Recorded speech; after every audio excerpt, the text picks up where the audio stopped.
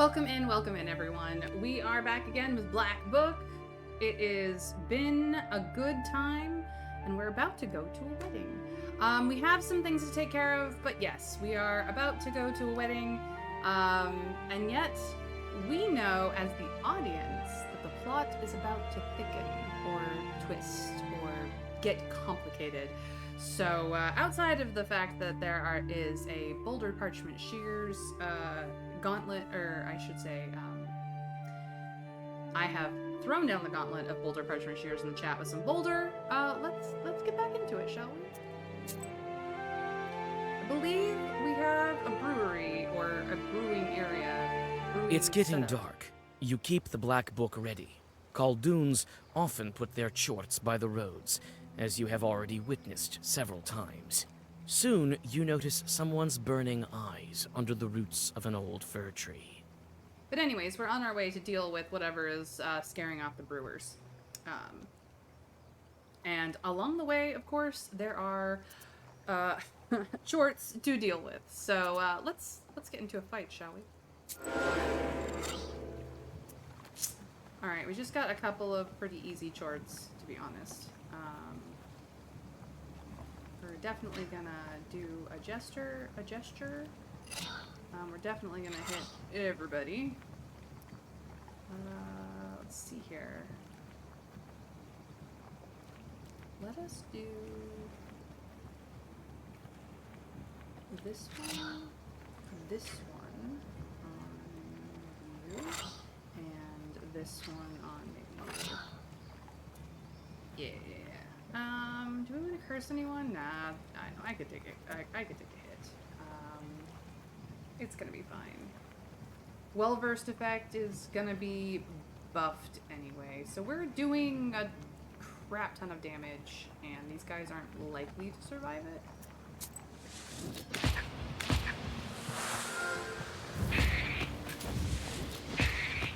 Yep, there we go.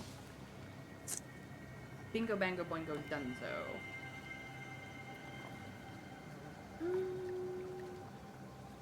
Choose a page in the book and add a gesture. An immediate swipe. Removes page from the book till the end of the battle. Ooh. I like that. And this is Ward. Ooh. I'm gonna take Salt in the Eye. I'm not gonna equip it right away, but I am gonna take it. That was intriguing.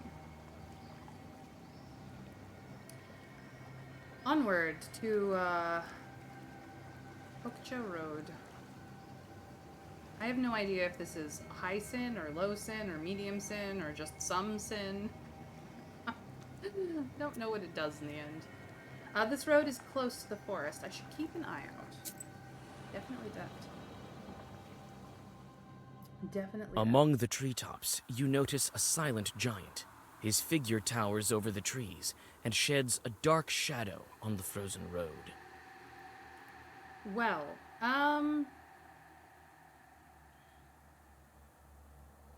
do we call out to the spirit? Do we tell them to come closer? Do we draw a circle for our protection? Or do we just continue on our way and let him do what he do? You know, it's early in my stream, so I think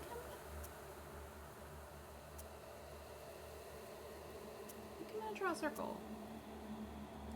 You draw a sorceress barrier and prepare for a fight. When you raise your eyes from the ground, the shadow is nowhere to be found.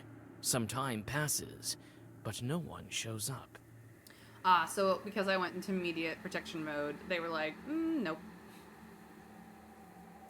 The worst that could happen is I get into a fight, but, like, we just got experience for avoiding it, so there we go. What's going on in the northern settlement? Somewhere around here is the house Alexander went to. He should be easy to find. Let's find out what Alexander wants. You find the Izba Alexander told you about without any difficulties and question the locals. As it turns out, the husband of the sick woman died recently. Your acquaintance is already here.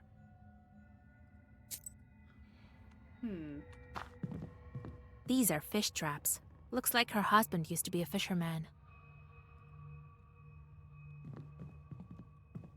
In the corner of the izba stands a solid Russian stove. On the whitewashed mouth, you can see black traces of soot. It's difficult to say who is to blame, a demon or a housewife's clumsiness.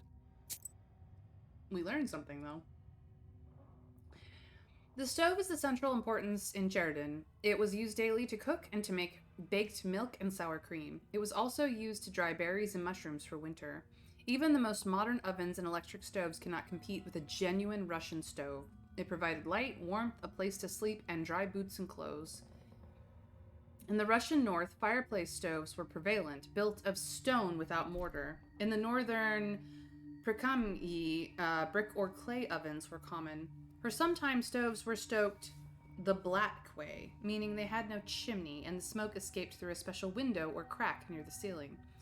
In old Legdoga, stove foundations were up to 1.5 meters across. The Russian stove is a complex construction consisting of 25 elements. Children are taught how to stoke it from an early age. A stove bench is a wooden bench for lying down and sleeping. It is built between the stove and the wall, close to the ceiling. A stove was not usually stoked after midnight. It was considered impossible because of the bad backdraft it produced at night. They were actually fairly efficient things. I mean, outside of dealing with the smoke, they were fairly efficient and super useful and used in almost every aspect of the day and night. So these things are cool, honestly.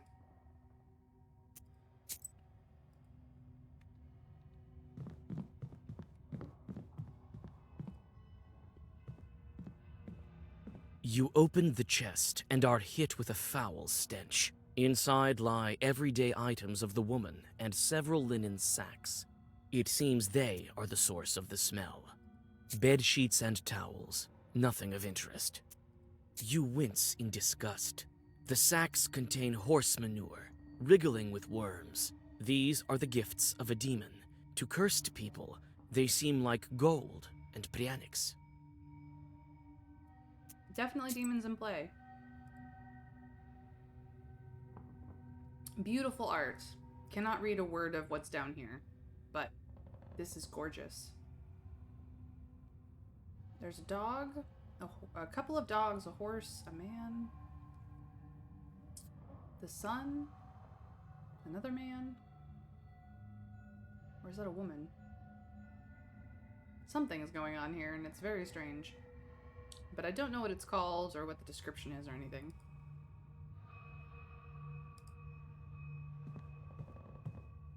Let me be. I need to rest. The fever won't let me be. They say you became a widow. Oh, Jesus Christ, may he rest in peace. Yes, he died, but I'm managing. Sometimes dead husbands come back from the afterlife. Have you heard of that? What kind of story is that? That sort of thing never happens. Lord have mercy. Don't try to be cunning with me. I've seen all kinds of charts, and I can sense the walking dead from a mile away. Phew, witch! What could you know about me and my Vasya? You know nothing. Maybe I'll be able to convince her if I pretend to be her acquaintance. So, what did her husband do? Perhaps he was a fisherman. Looks like it. There are fish traps in the corner. What do you mean? I know you through my godfather. He used to go fishing with your Vasily quite often. He won't be fishing any now. He's dead, I'll tell you. Go away. You and your groom, let me rest. She still doesn't believe me. How can I convince her that everything's not so simple with her guest? You think your Vasily brings you sweets? Take a closer look. Jesus! What have you done, witch? I know who is to blame for your sickness. If you want to live, you must tell me. All right, I'll tell you, but don't you tell anyone. My husband didn't die. He still visits me in the evenings, but he told me to keep quiet. People won't understand. You hear the sound of scattering sparks. A fire chort, familiar to you, emerges from the stove, and it immediately turns into a human. Again with your plots, witch! Don't interfere with my business. You want to kill me? Didn't work out for you last time. Ha! Kill? I have another purpose. You stopped me here, but I'll find other creatures. Not so fast. You can't hide from me in my uyest. That may be so. That's why you will be busy with my new friends. I won't be back here. A couple of chorts appear near him, while he himself turns into a fiery whirlwind and disappears into the chimney. Hello, Fen. Welcome in. I adore you as well.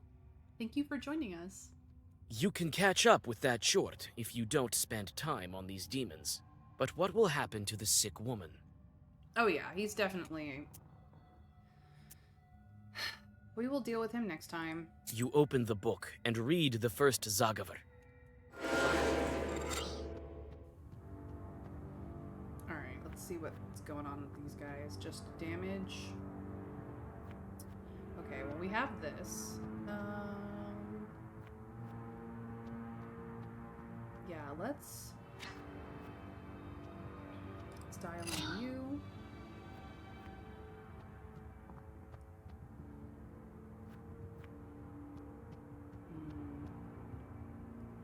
Do this.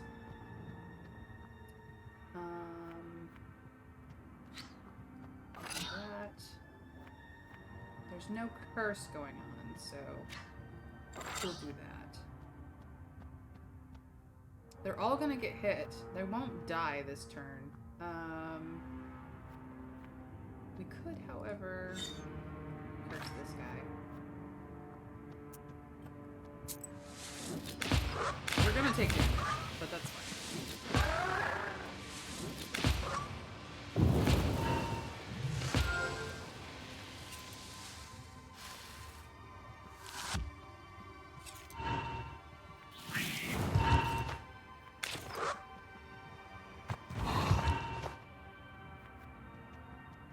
They should die this turn.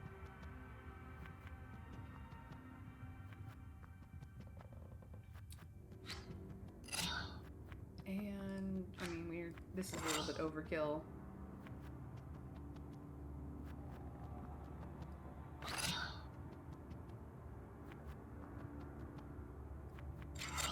There we go.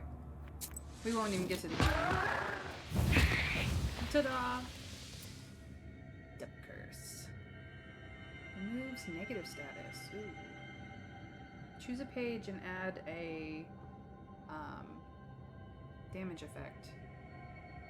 Interesting. I'm gonna go for this one. You defeated the chorts, and the woman seems to be safe now. But how many souls will this fiery snake ruin? No one knows the answer to this question. You can only continue on your way.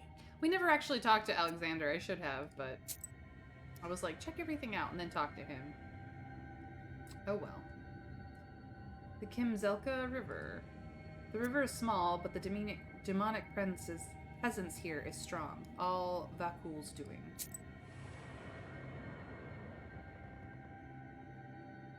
You notice the pale heads of the drowned, looking out of the water. They are almost certainly waiting for a careless victim to drag under. Realizing they were spotted, the undead lazily hide beneath the water. Shall we ambush them this time? What do we think?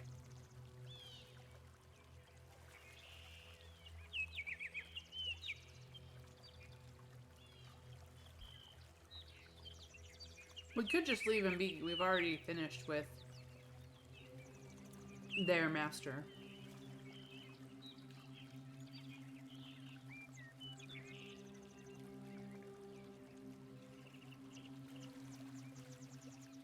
You just want more pages, don't you, Trav?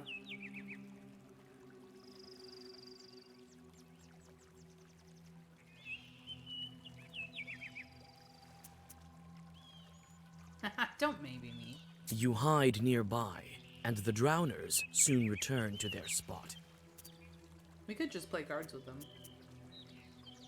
You open the book and read the first Zagavar.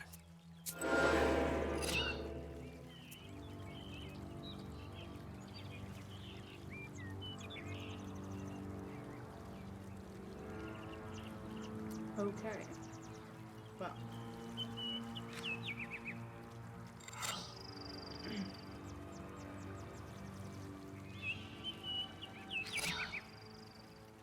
We're gonna curse you.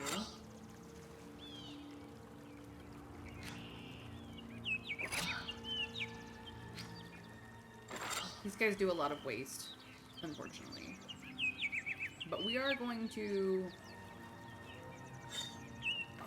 wreck some dudes.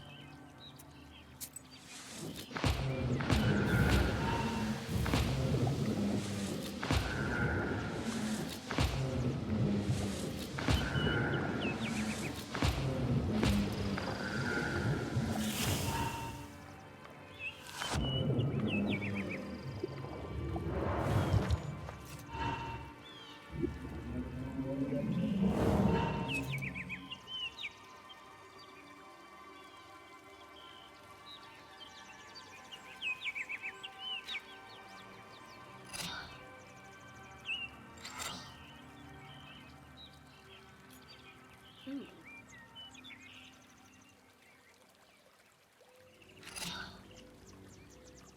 We will take some healing this time.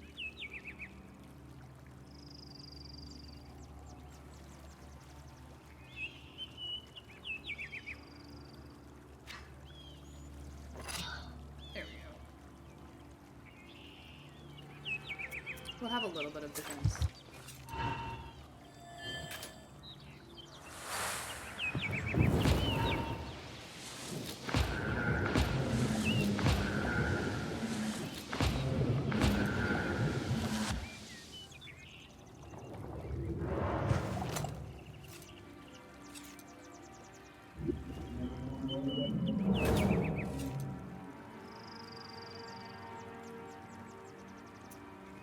All right.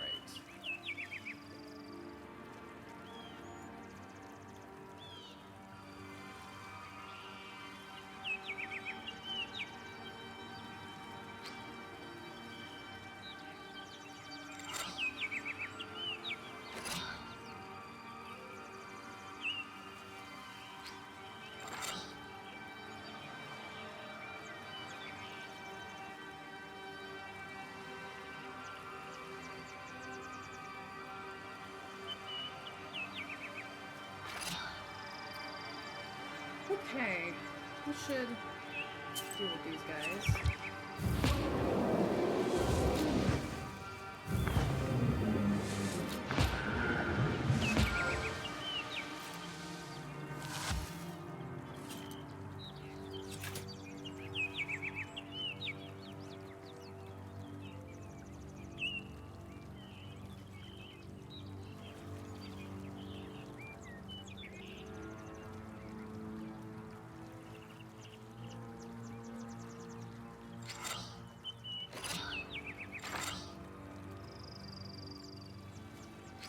We're probably not even gonna get to this.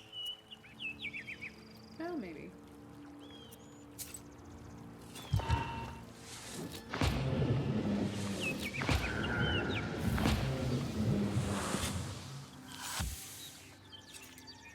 Yeah, any day.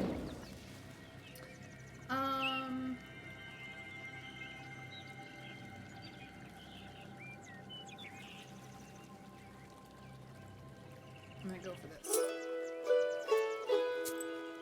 Pages got. Ooh, the fair. I've got a decent amount of money. Let us set off.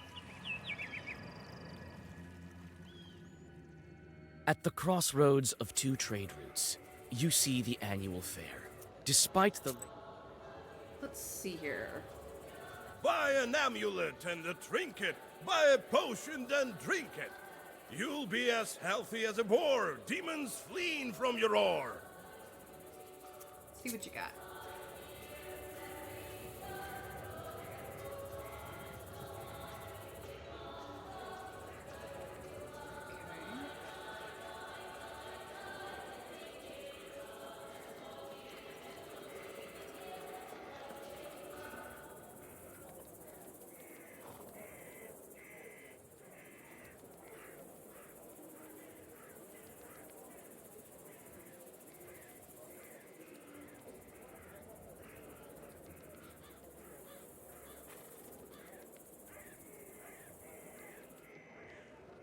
Ooh, that's fun. We haven't run into the spikes status.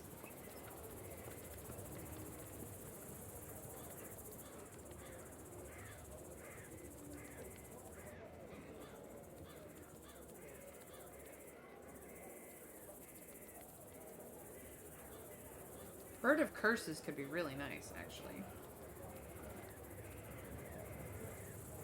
Since we are rocking a curse deck right now. In fact, I'm gonna go for it.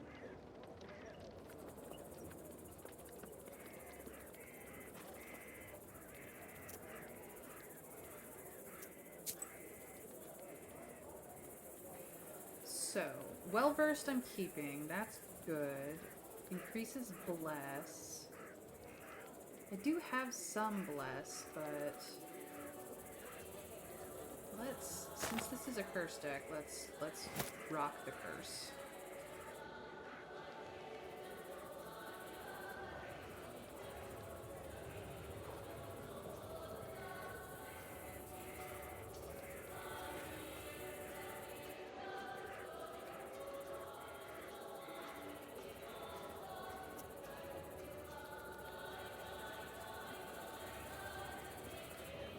What do we have?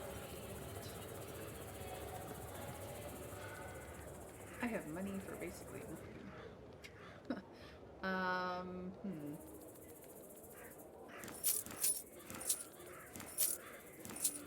There we go. Now, we have one of those, we have those, we have a bit of this. What is this? Curse 5. Very nice. This is Vampirism 5. We have Adam's Head, we find it everywhere. This is waste 3 on us, but it does heal us. No thank you. Do we have any breaker? We do.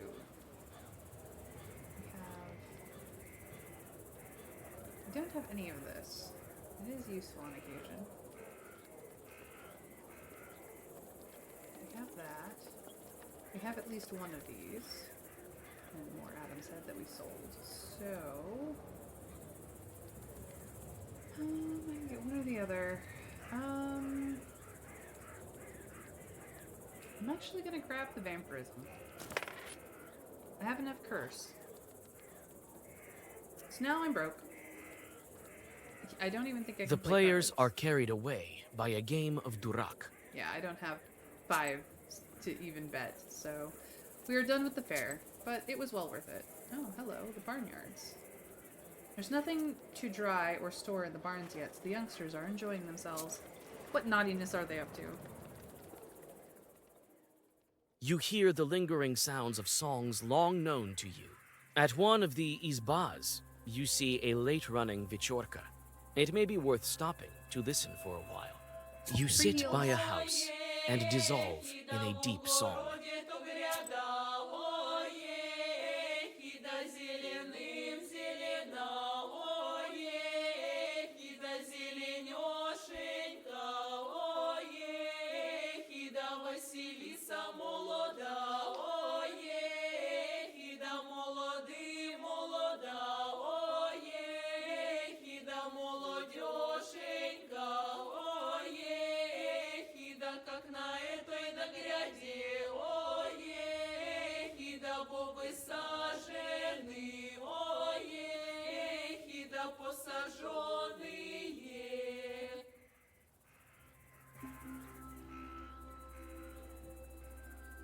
That was beautiful. That song was called There Is a Garden. Beautiful. Alright, onward to Pokcha Village. I need to find out exactly where the brewers put the boiling pot. I don't want to wander along the Kolva all night. Life goes on as usual in the sleepy Pakcha village. The peasants have returned from their work and fill the village with hearth fire glimmers shining from tall windows. The shop is still open. Well, let's go talk to people. The peasants answer your questions with enthusiasm when they learn that you are the knower matchmaker they have heard of.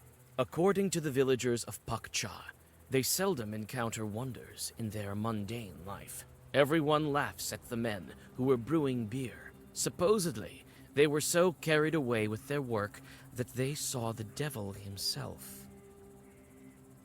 Dun dun dun. Let's read our new story. A knower matchmaker. Coldoons were always invited to weddings as the best man. In our village, Coldoons were also matchmakers. One time, the parents of a groom sent their neighbor to ask for a bride's hand. He went there at midnight, taking care to walk through vegetable patches. If anyone noticed him walking over, the wedding was sure to fail.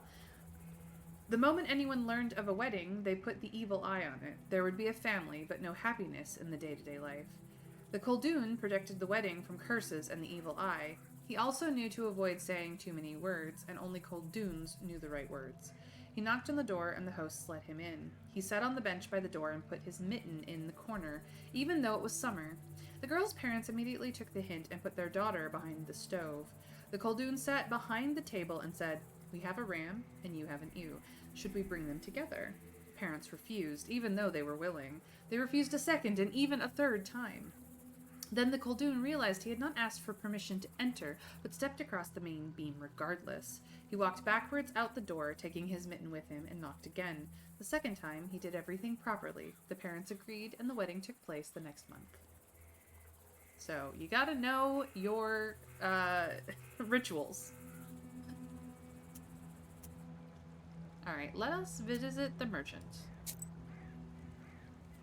He's got a few things, nothing we're particularly interested in.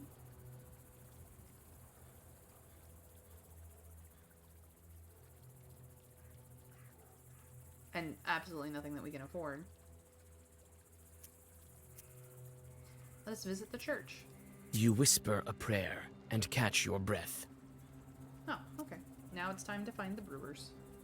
You easily find the home of the peasants who brewed beer, but their izba looks empty. You look into the galbets and see a man who is putting crosses on vials and barrels. He jumps when you call out to him. Christ almighty, what are you scaring me for? I nearly died. I knocked, didn't you hear? I'm here about the wedding. They asked to bring beer. We couldn't cook the beer to the end, you understand? The bride is a chort in disguise, everyone knows that. So some of them sharp-tailed visited us. We barely managed to escape. With God's help, I'll bless the ingredients. We managed to brew the mash, then added hops to the cauldron. Everything with God's words, everything proper. A pound of hops and a pound of malt. And then a demon showed up. Lord have mercy. Tell me about the demon you saw.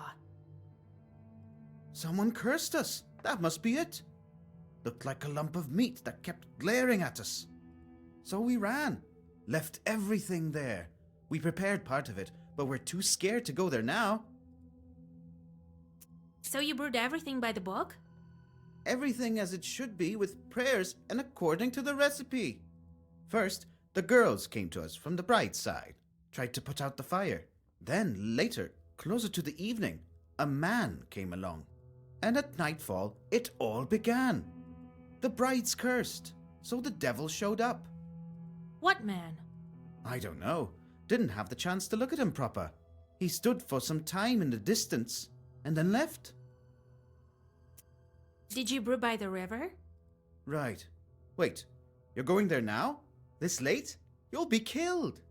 It's all right. I have God's word with me. The devil will have to retreat. Well, God be with you. Go to the east of the last Isba. You won't miss it. Alright, time to deal with brewing by the river.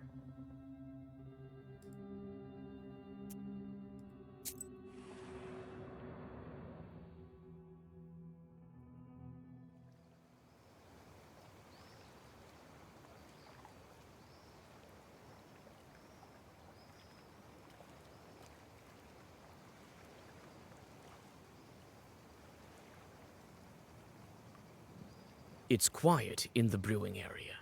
Too quiet. You anxiously look around. Evil spirits definitely had something to do with this.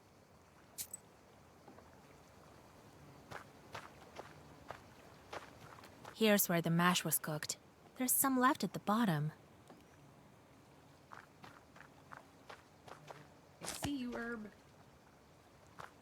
Here are some barrels filled with beer that's already been brewed.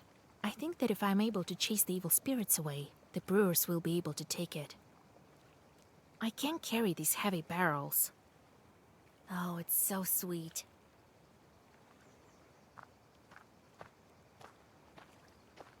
Here is the firewood that the brewers prepared. You take some firewood. Hi, Plate Dr. Man. How are you doing today?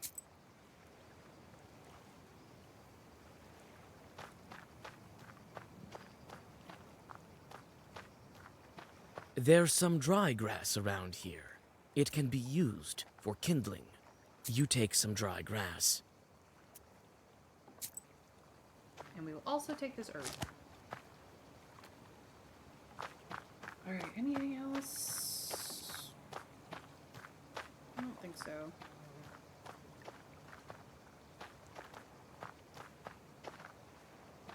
This cauldron is full of partially brewed beer. You feel an evil force hiding beneath the black surface. This is where they light the fire for brewing beer. You add some firewood. Now you can light the fire. You put some dry grass under the cauldron. Now it will be easier to light the fire.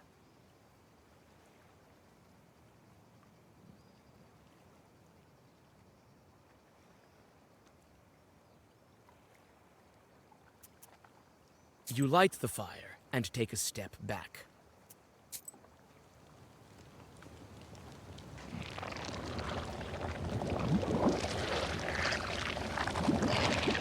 A spirit shows itself above the cauldron for a moment, but it soon disappears beneath the oily froth of the beer. The fire is extinguished by the spilled beer. Could a larger fire expel the chort? Well, let's find out, shall we? There's some dry grass around here. It can be used for kindling.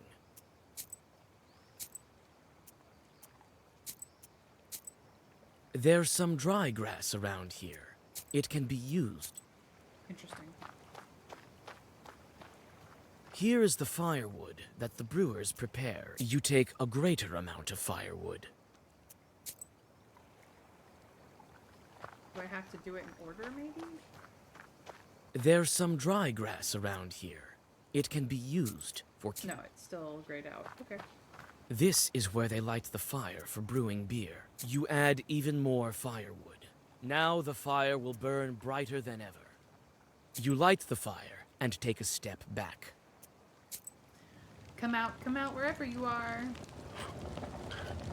I may not have been a young lady who fell from a star, but you are up short, I can see.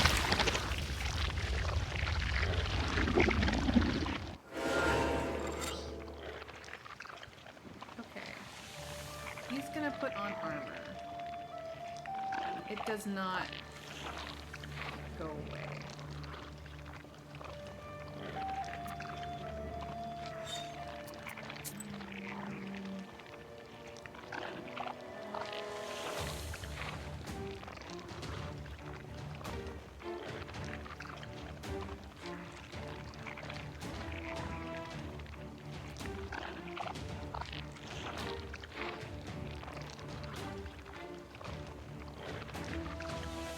Okay.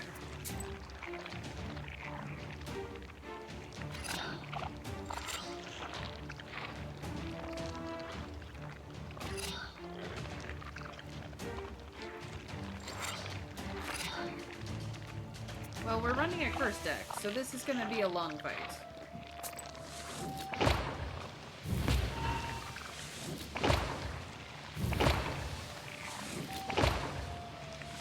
I don't have any waste in my deck, and that is really what I needed for this fight. So we'll see what happens, and well,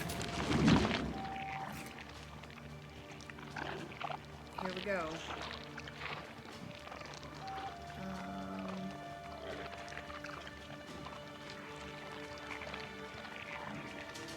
He's going to throw waste on me. Gross.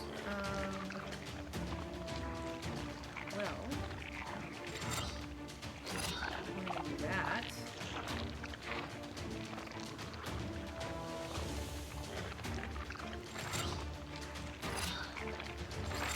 There's no style in here, so I really could have used the Moon Brothers, but he's not actively doing damage. He's putting waste on me, so I may have to clear that afterwards, but we're fine for the moment.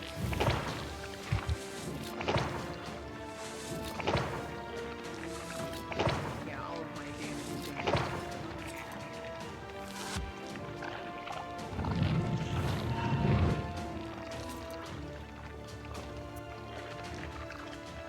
Alright, so now we have to clear waste.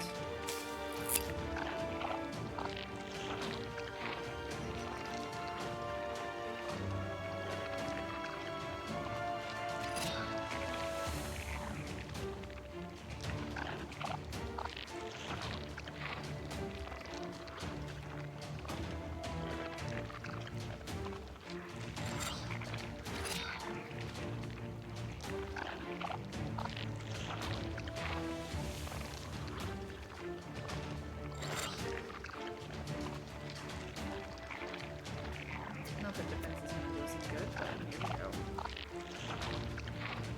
Yeah, probably.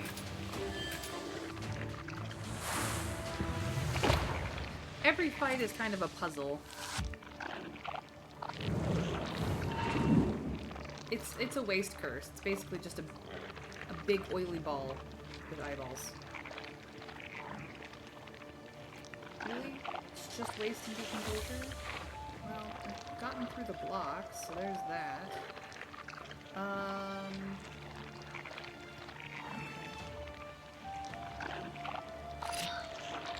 We'll throw on some regeneration.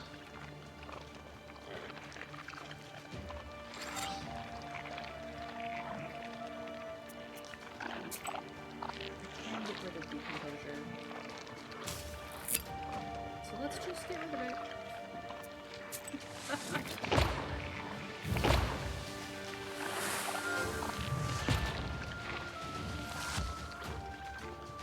And we'll get it back. Oh boy.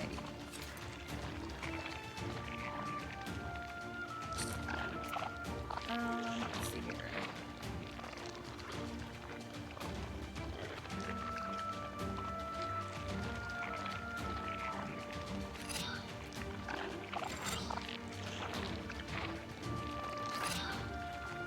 I'm not gonna get the extra style stuff, unfortunately.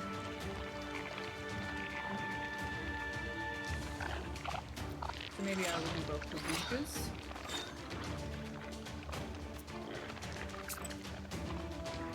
And I can't get rid of the decomposure, unfortunately. It's fine.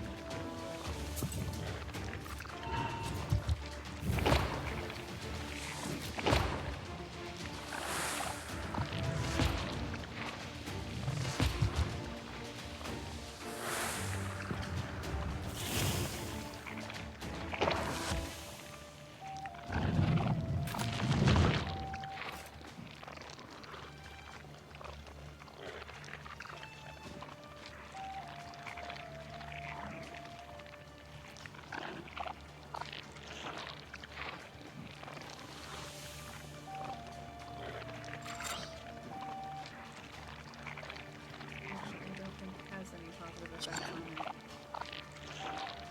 Literally just doing waste to us.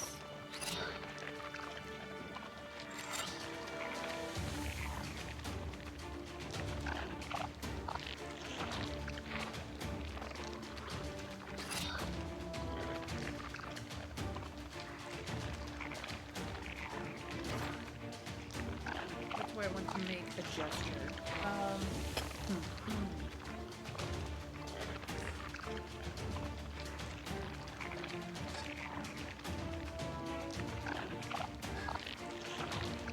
mean, it only is only for this battle, but...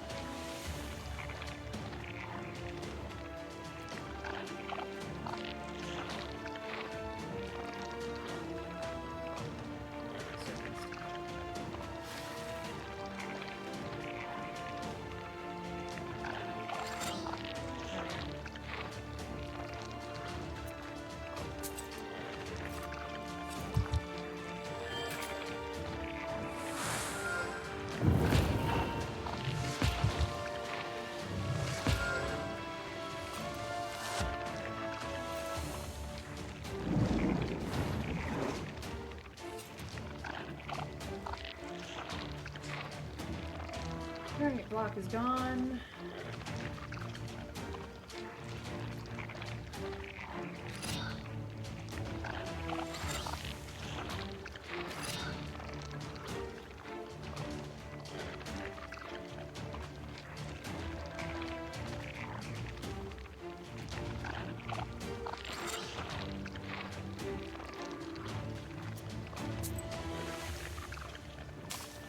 We'll remove what waste we have, and there we go.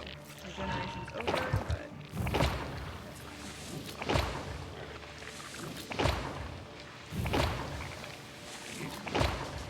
It just took a little bit longer because there's a round where he has enough blocks to soak all that damage. It's really all it is. It's not that bad, actually.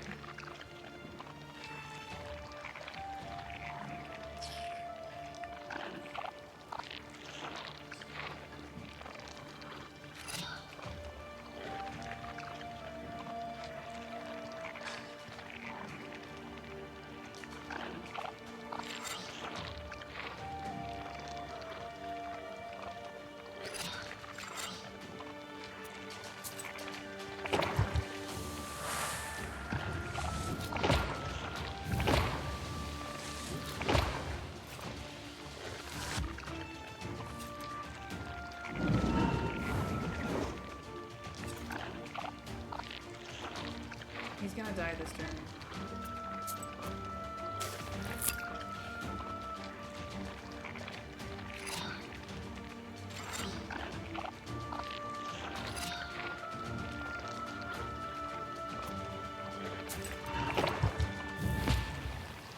Done. Ooh.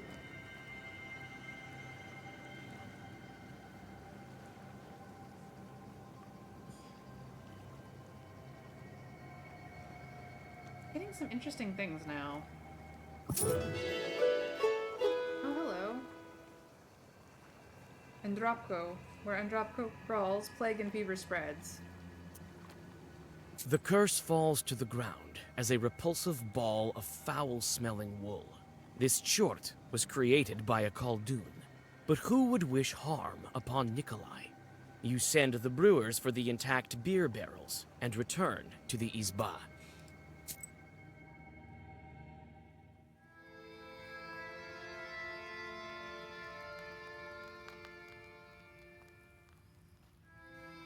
Later, I called some men from Bakcha after I chased away the chort. They took the barrels with the cooked beer. Everything that was left in the cauldron was gone. So much good beer wasted. Looks like some Khaldun got involved. Looks like it. Well, they're lucky to have you as a matchmaker. You also keep your eyes peeled around Nikolai. Who knows? I will. Many Khalduns like to ruin weddings. You know how it is. Yes, and the guests are helpless. If you ruin a wedding, you can ruin the entire lives of the newlyweds. That's all right. Just be attentive. You will protect them. Right. I shouldn't expect any help from Fetka. We'll manage even without Fetka. All right, we need to go. Okay, well, we've got Chorts coming back. 2 from meaningless tasks, 2 from not so meaningless tasks. Well, many from not so meaningless tasks. Jeez Louise. Can I? There we go. Ooh, we got an herb. Nice. so much sin. These guys come back tomorrow, and I got a couple of new people. Ay, ay, ay. Alright, meaningless job 1. We send the guys with the most amount of sin to these because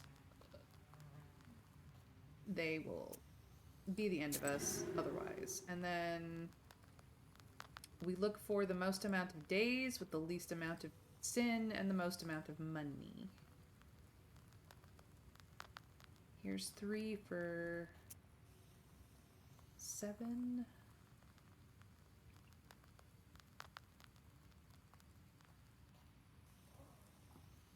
3 for 10. Alright. This is a hunger problem, so if I send you, you'll probably complete it. I'm gonna send you. And then there was a 3. Yeah. I will send you. Alright. This is 2 for 4. 2 for 5. 2 for 8. Yeah, 2 for 8.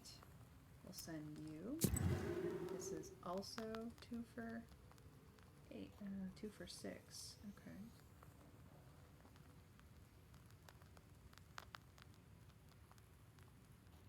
Send you.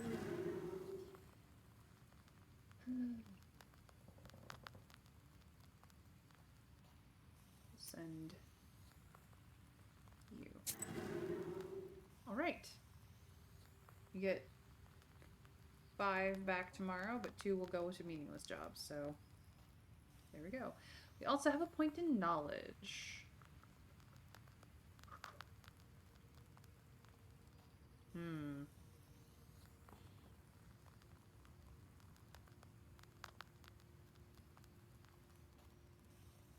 Actually pretty happy with the setup of my deck.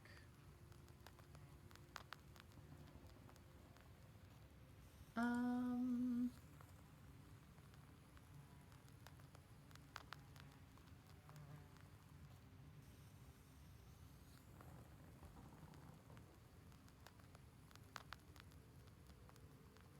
gonna actually do Fierce Words and do slightly more damage. I think we're getting into the point where that's becoming necessary. Alright.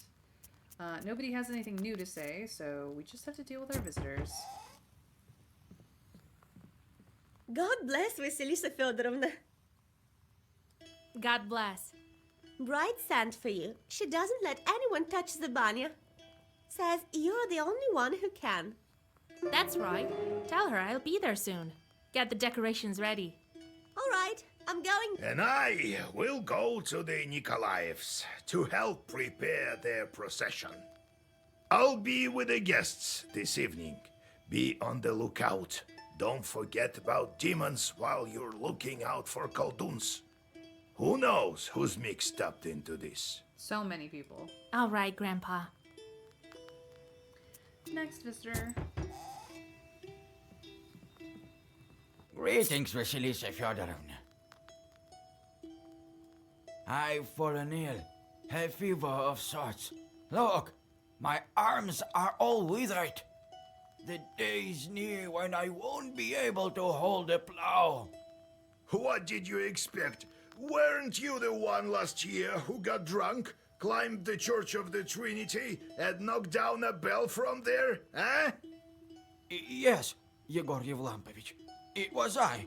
I come to you for repentance. Vasilisa Fyodorovna, heal me, please. Do we heal him or do we refuse? I mean, he is dealing with the consequences of his own actions. He has come for help. Has he repented his sins? No. Has he acknowledged he did them? Yes? What do we think, chat? Shall we help him or shall we refuse? Technically, he already came in and paid us, so. But that was really the gift in the hopes of help.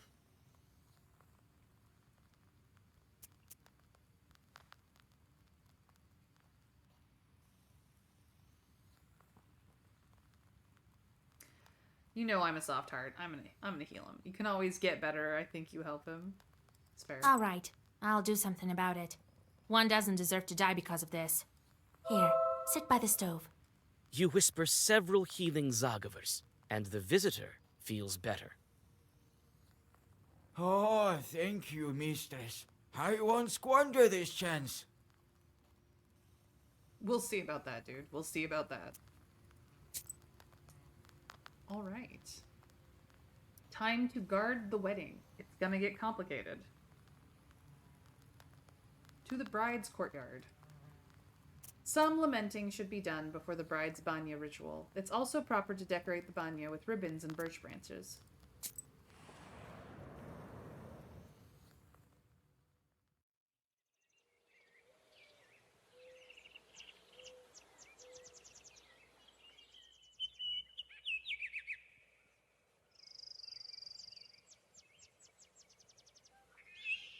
Thank you for coming, Vasya. I've been crying the whole night. I have no strength left. How will it get complicated? Will totally not Alexander show up to try and cause more trouble?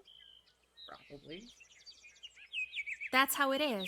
If you want a good marriage, you have to wail a bit. I know. But it's not that simple. I won't miss the Abdericha much. This way you'll get a taste of grief and cry, but your marriage life will be sweet. Yes, we need to go to the banya soon. Decorate it properly. No one knows these rituals better than you. All right, go cry about your hair. You can comment without me. I will leave you a red ribbon. No need, I'll manage. Thank you, Vasya. I'll go then. Matronia. Well, to decorate it properly, I need to place birches along the path and tie ribbons around the banya. Time to get to work. Time to get to work indeed. Here are the decorations for the banya. Satin ribbons of different colors. You take the ribbons from the chest.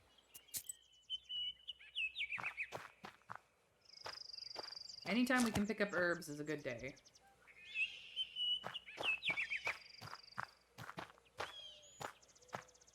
Some birch branches lie here.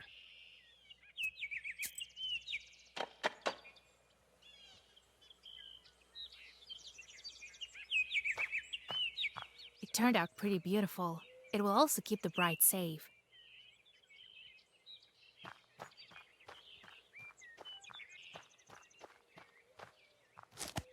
Oh, more Peter's Cross. That's so good for me. Anything else? Any other herbs? Invisible walls, but no other herbs, it seems. I'm truly a master. Don't get quite so big-headed.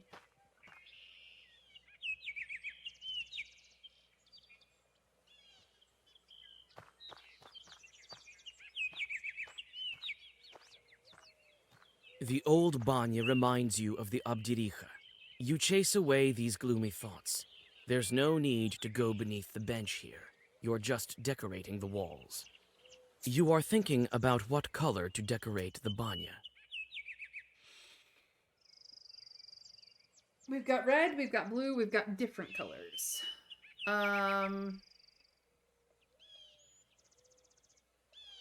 Matronia said that she would give us a red ribbon and we said no need. I don't actually know if there's a particular color that is necessary here. Let me... Do we have any information here?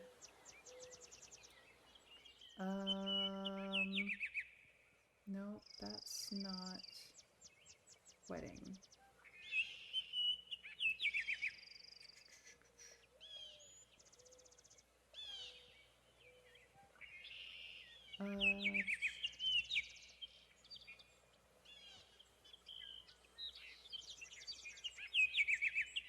No, it doesn't say any particular colors in this either. Hmm.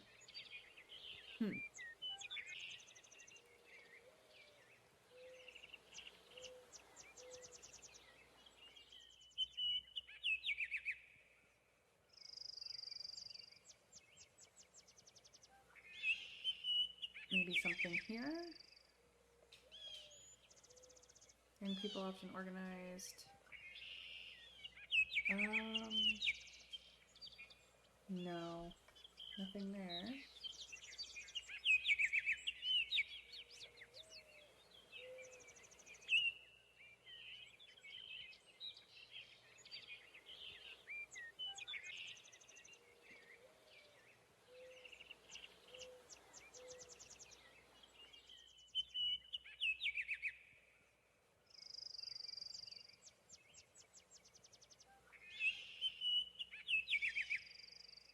Nope.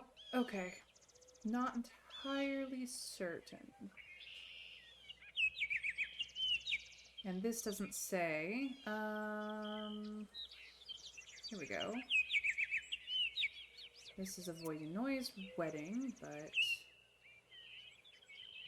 yeah, nope, not there.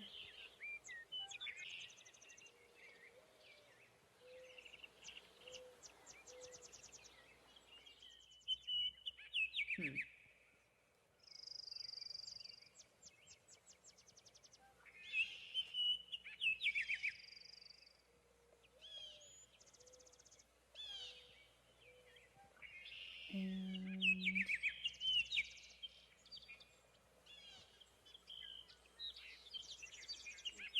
nope, that does not give us the answer. Okay. Well, I tried. So, The old banya reminds you of the Abdiricha. You chase away. You are thinking about what color to decorate the banya.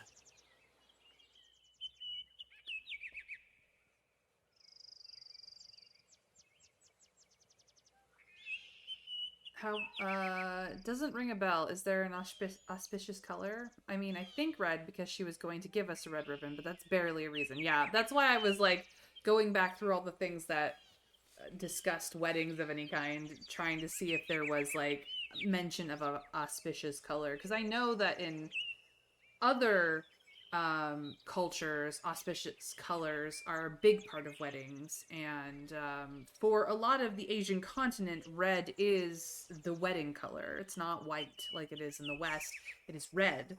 So, but it could just as easily be blue. It could just as easily be both.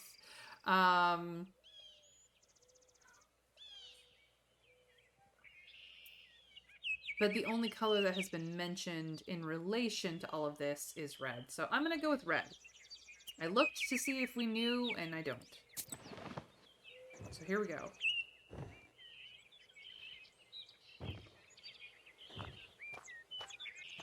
The barrel jumps from side to side and sways as if it were alive. A small boy is sitting in the barrel. He clutches a flute in his hands and blows it with all his might. Well, witch, today Pechka the witch hunter will expel you from this wedding. Witch hunter? Stop blowing the flute. I'm here to help the bride. Right, as if I'd believe ya. The boy starts to torture his flute in a severe manner. If he doesn't stop playing, my head will explode. I can bring him around, and the Khaldoons can help too. What was it that the bride and groom appointed me? Matchmaker. I did the matchmaking of the bride from the Bannock. You think I saved her to curse her wedding? All right, I believe you. I heard that the Khaldoons curse weddings. I'm here to protect it. What have you heard about Khaldoons? Do Khaldoons fight each other?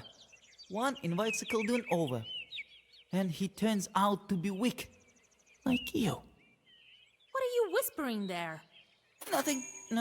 So then comes another Khaldoon, a powerful one, and curses everything he sees, the wedding and the first Khaldoon. Well, we got a story. Or wedding protection. The border between worlds is open during a wedding, and so it becomes important to protect the wedding from curses and the evil eye. This was the task of the Khaldun, who often served as the groom's best man. He protected the wedding cortege on its way to and from the village and prevented the interference of any evil Khalduns. The rite concluded on the second day of feasting. During it, men usually acted out a mock christening and a mock wedding.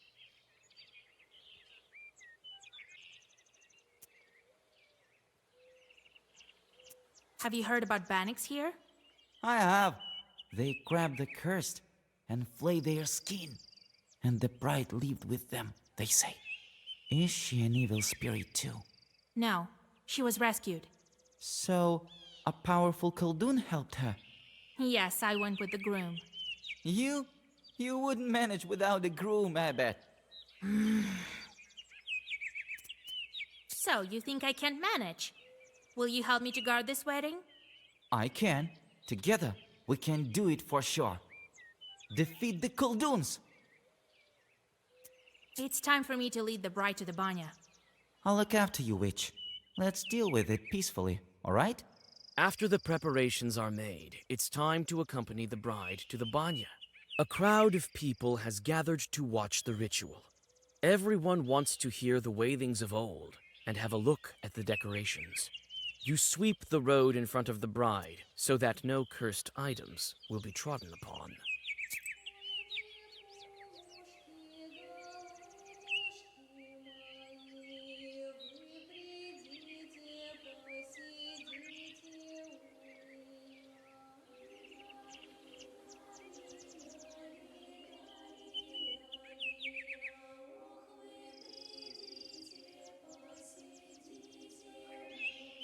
Time to go into the banya.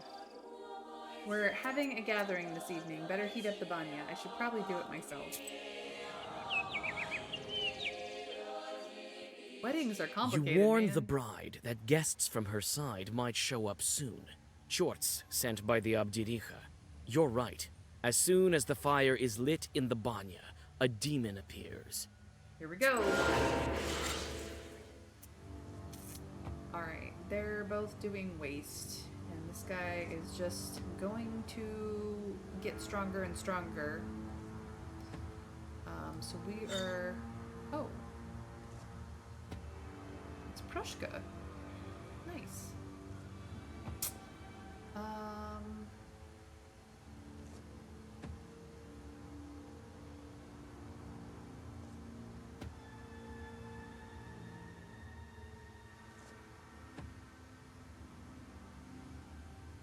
We're gonna do this one. We can still do this one.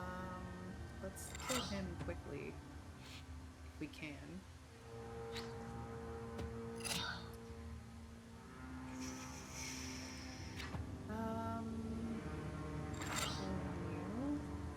You don't have...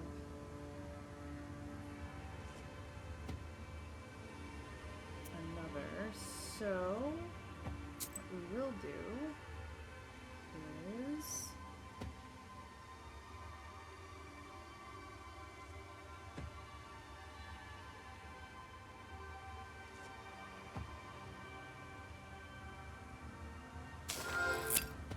do that.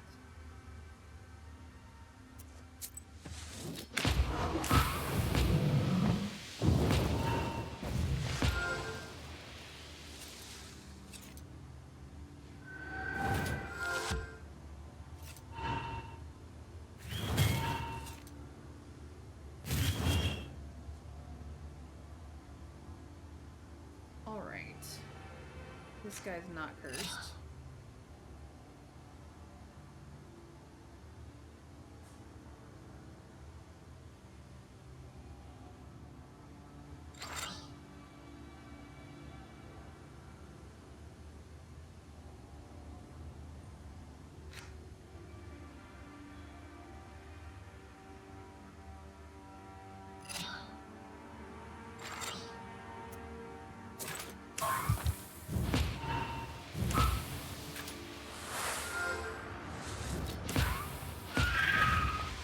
So we only have one dude left.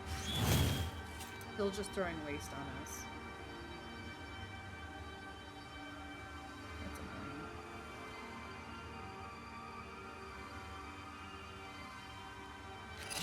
we'll take it off.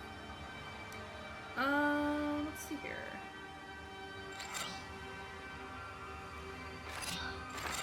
There we go.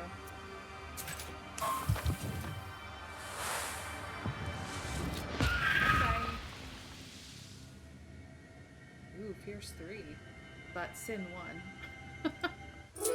Oh man, even our pages will give us Sin soon. Hey Mr. Scrake, welcome in. It's nice to see you. I hope you are well. After you catch your breath, Thank you you for the wash work. the bride while speaking the ritual Zagavers, and then help to get her in the wedding dress. Yay! Cleared that up easily enough. Alright, time for the arrival of the bridal procession. Not possession, procession. I can read. We think. The guests should arrive soon. We'll all go to Villeport for the ceremony together.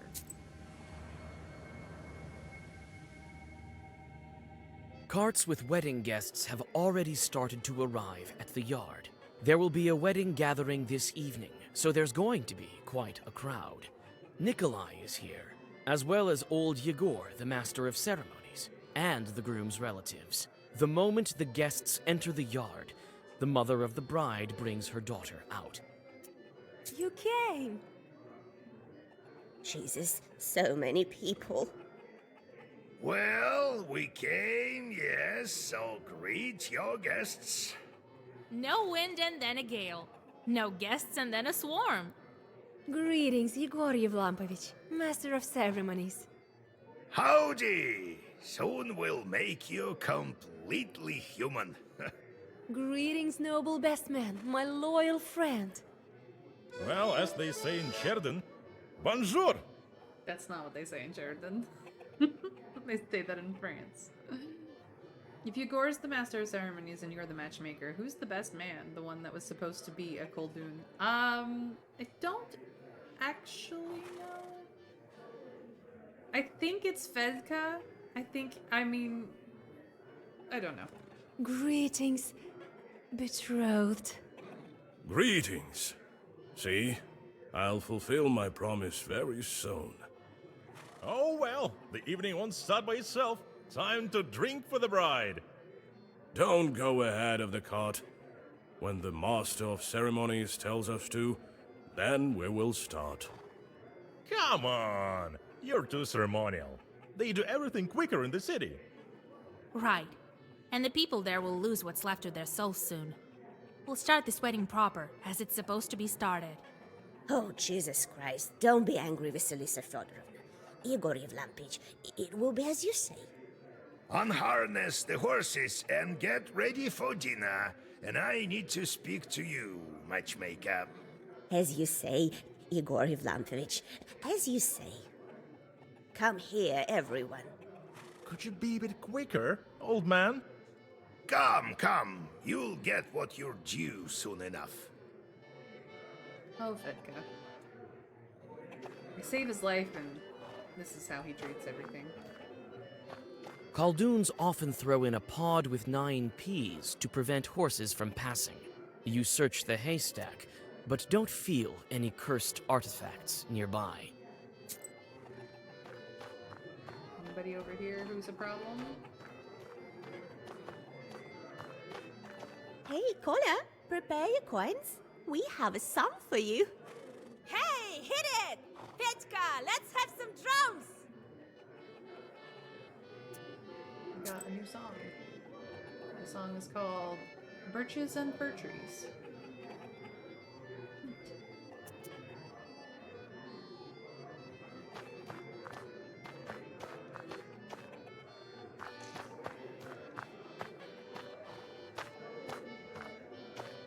If there's any cursed wool in the bride's way, it will bring bad luck.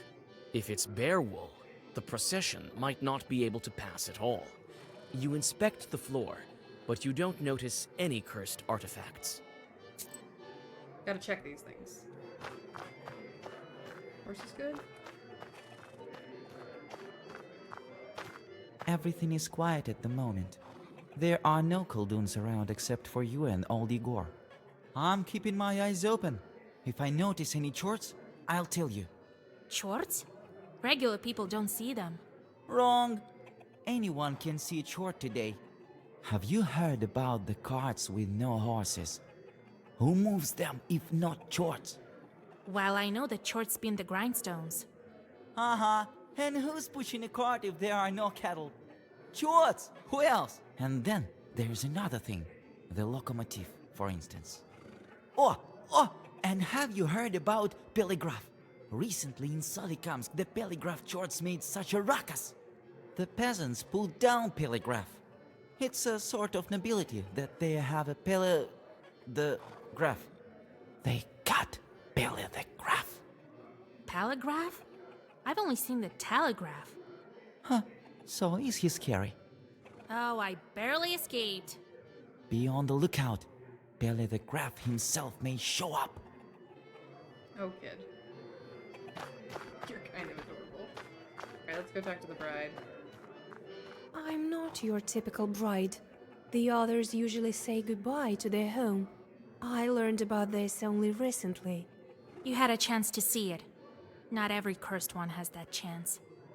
Any sufficiently advanced technology is indistinguishable from magic, that's for sure. Or, in this case, demons. That's right. But you'll help me if something goes wrong?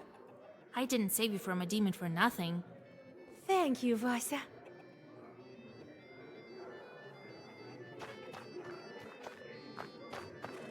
Well, Vasilisa, we've been through fire together to end up here. Wait a little bit. This feast will get pretty fiery soon. Fetka, how are you doing after that night? I don't quite remember what happened, Vaisa. I only know one thing. If it wasn't for you, the feast would have been my last. I won't forget it. It turns out you're like a mother to everyone here. I wouldn't say mother, but sure. So that's how life turns out to be. For so many years, I've been raising a log, and my daughter was suffering from demons. Oh, Jesus Christ. How did it happen? Forgive me, Lord.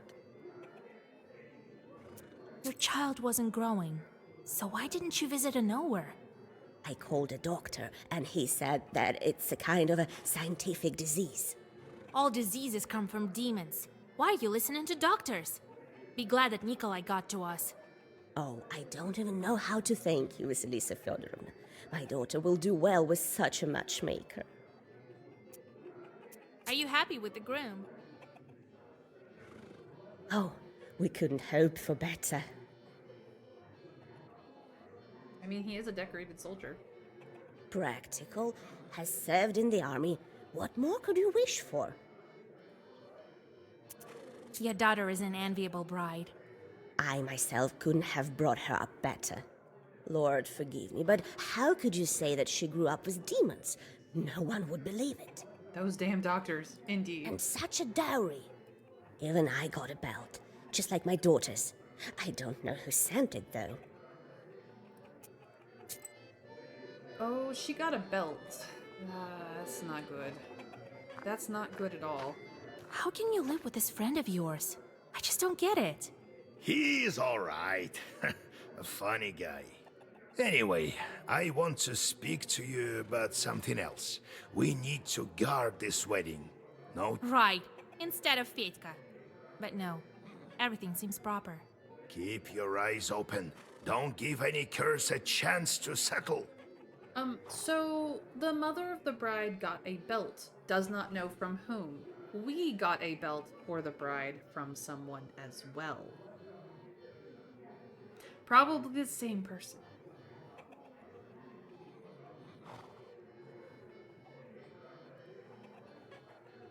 Have you sensed anything wrong? The horses were reluctant to go when the procession was leaving the gates. I whispered a bit, and it sort of improved. But these things don't happen without reason. Why don't you have a look? Maybe with your powers of sorcery, you'll be able to find something. I don't think any Khaldoons will show up. They're scared of you. Have been for a long time now. Could be. So we won't sound the alarm yet, right? Besides, What's a good wedding without a Khaldun duel? There was this event in my youth. I was the best man and guarded the wedding. A disgruntled Khaldun showed up. They hadn't invited him, you see?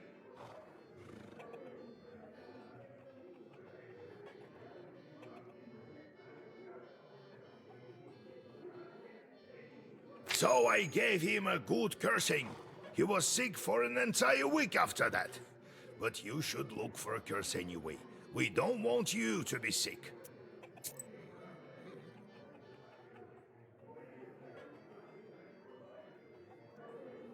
Filth at a wedding. There was once a Khaldun who served as the best man at a wedding. He guessed all the riddles they posed him. The priest had already performed the blessings, and the couple began to walk over to their guests. However, there was some kind of filth at their feet. The Khaldun wiped it away at once and asked the couple to walk backwards to the priest. Only then did he allow them to join their guests. The filth is a kind of evil eye. In Russian, the words filth and quarrel sound similar to one another. He realized there was an evil Khaldun among the guests who hoped to spoil the wedding. At the wedding feast, he noticed a Khaldun from another village. He lifted him up and made him stand on one leg while the others celebrated. A dog of a man, the evil Khaldun whined for mercy. "Let me go, for God's sake, don't shame me." The best man answered him, "Let this be a lesson to you." Did you teach our accordion player any words? I did. And he whispered them correctly. I hope he doesn't mix anything up. What could he possibly mix up? I'll look after him. Talk to you later, Grandpa. I'll have a look around. Remember how I taught you to spoil weddings? Of course I do. Well, try to find some wool or bean sprouts. You need to dispose of them if some chort left them behind. Hi, PP. Hope you're doing well. All right, Grandpa. Well, we have looked for both of those things. So that's how life turns out to be. Oh, Jesus Christ. How did it happen? Forgive me, Lord. Okay, I've done all of that. If there's any cursed wool in the bride's way, it will bring bad... Done that. Talk to you guys. Can I talk to these horses? No?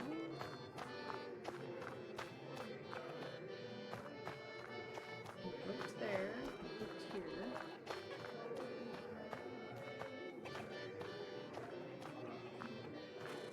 Hey, Kola, prepare your coins. Hey, hit it! Petchka, let's have some drums!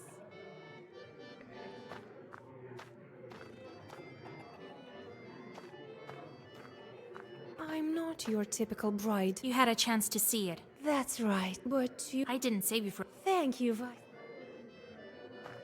I mean, we've checked everything, so... There's nothing here. But I will check the hay again.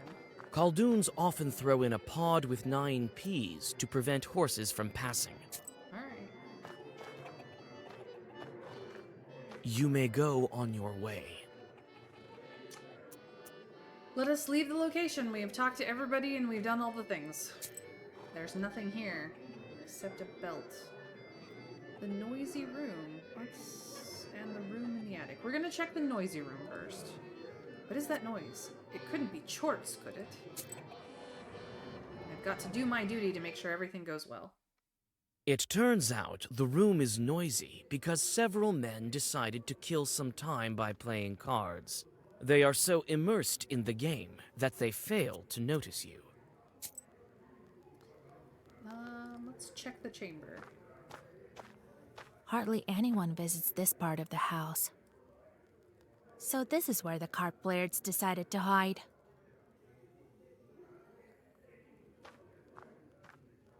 What are you doing here?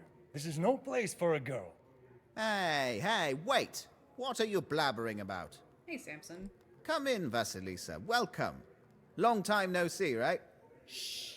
She's a witch. I know her. Shut your mouth. She'll curse you. God helps. Samson, you're working on the Zimskaya station, right? Well, welcome. Be our guest. Silence, you fool! That's right. From the Urolka station. What are the chances? The bride's parents are old acquaintances of mine. And I turned out to be a matchmaker. Do you play cards? Yes, madam. Would you like to join? I'm gonna talk first. So, are you familiar with the bride's parents? Her father, when he was still alive, traded salt. He would often visit our region. I told him lots of made-up stories, but he told me a true story. Oh, Mr. Scrake, I don't know if I got this, but thank you for your confidence in me. I appreciate you. I mean, you are a much, much better direct player than I will ever be, I'm sure. About, his daughter.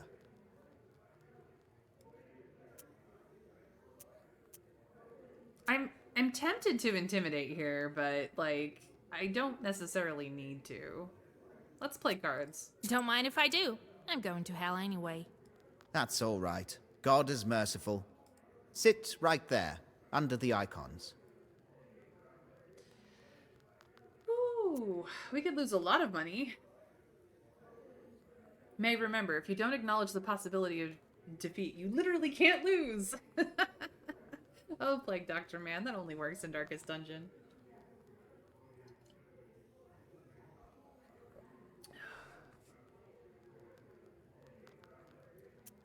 Why not? It's a wedding. Oh my goodness, 3 people. But Samson is our ally.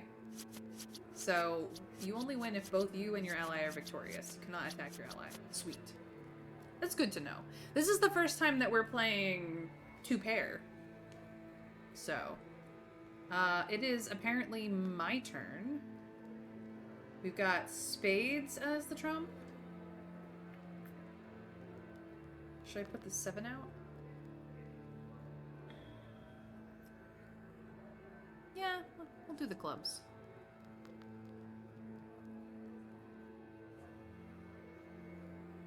Or I will wait on Mr. Scrake to tell me things. I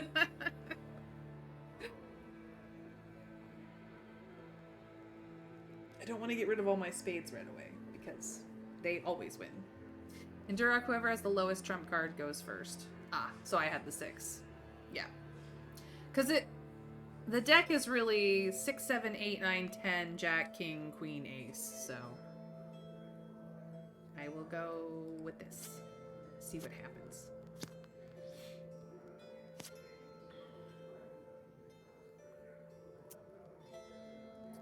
I could put down a king, but I'm kind of happy with that turn.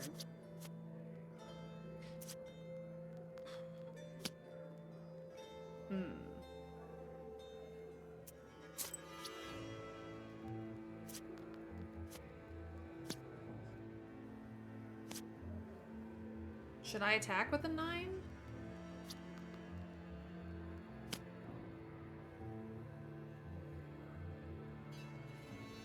I have choices here. I could still attack.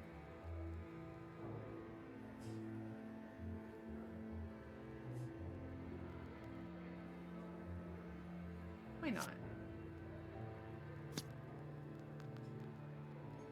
I don't want to get rid of this spade, but I could... No, we'll leave it there. That seems like a good turn.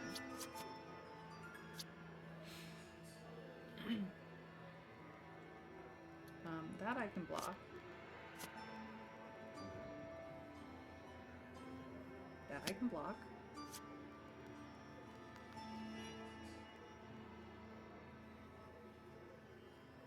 That I can block.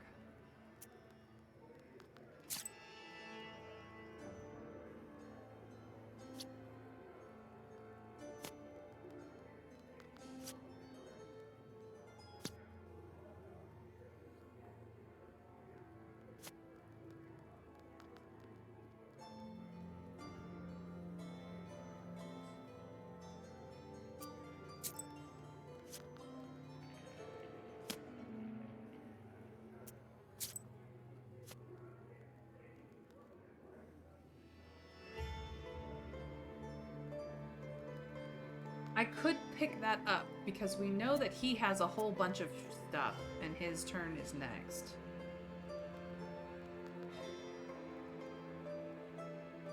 And that's that is the trump of spades. I'm tempted to pick that up, not block it. What do you think, Mr. Scrake? This feels like the gamble moment. Nah, don't take it. Okay, but then I'm out of cards and Samson has to win. Okay.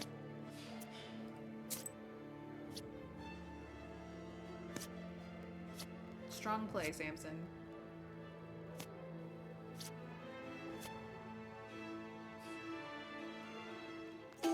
We won! You Go, win. Samson!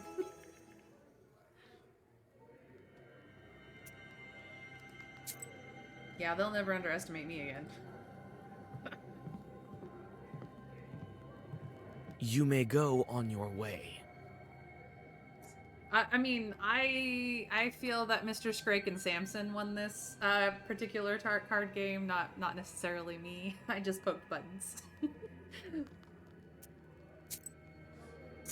Alright, what is the room in the attic? Let's check it out. All kinds of evil spirits like to hide in the attic. I should check it just in case.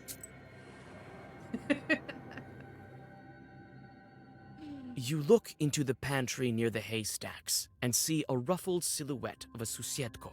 He seems to be deep in his thoughts, and he doesn't notice you. Let us greet him. We don't necessarily need to be mean to everybody. Greetings, Susiedko, kind host. Oh my, you scared me. Witch, I get rid of you this very instant. Wait, I'm the matchmaker. I'm helping the wedding, not spoiling it.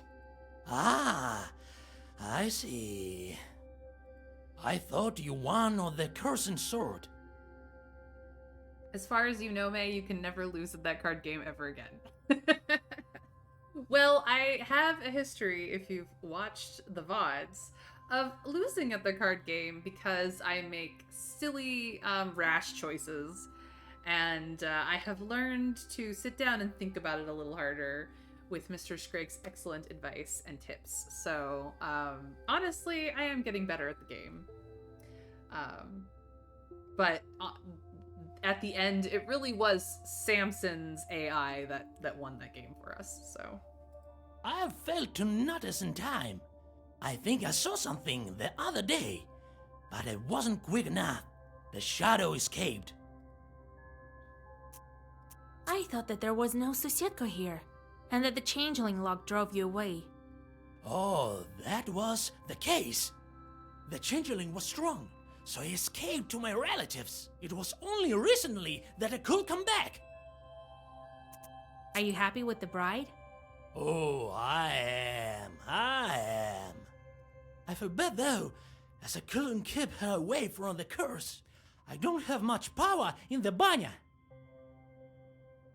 Don't you know, Play Doctor Man, that it is far better to be humble than it is to be full of yourself?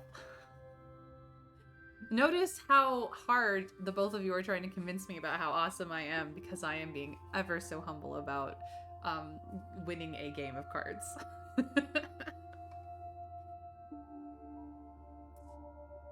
Be careful, I may be drawing you in to steal your souls. I'm just saying, you know, I am playing a Koldun at the moment.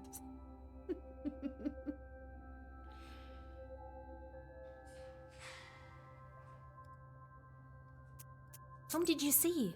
Tell me in details. The man was rummaging around the haystacks. I searched the yard, but I couldn't find anything cursed. So he hid it well. And no, I could tell straight away. He had a frog and a smart face, not like yours, a typical village face. Wait, a frog? So he was a merchant. Devil knows. He could play tricks on my eyes better than you. He sneaked up to me and grabbed me by my fur. But that's all right. I had seen enough by then. Take a look in the morning. You'll find it. The Susiedka advises you to look in the lining of the chest with the bed sheets, which are to be brought into the house of the groom. Well, that was nice of him, but we did learn a story. A young Koldun. Once a young Koldun came to a wedding. He's never even read a book, but he's quite talented. He sees an old Koldun sitting in the place of honor, helping himself to treats, and asks him, Why are you here wearing that fancy hat, gray-haired one? And what business is that of yours? Answered the old Coldoon. Or do you think, Greenhorn, that you have more knowledge than me? Of course I do, answers the young man. Well, if that's the case, answers the old man, why don't you pour us a glass of vodka? That being done, the old Coldoon whispers something over the glass and says to the young man, Here, have a drink. The young man does 3 somersaults, takes the glass, and drinks it down. Now you have a drink, he tells the old man, pouring another glass. The old one drinks it and at once sticks to the ceiling. The young man takes a whip and begins to lash the old man. The old man screams bloody murder, and his sons start begging the young man to let him go. From then on, nobody's seen this old Coldoon at weddings. I need to go, kind Sosietka host. Very well. See you soon. See you soon.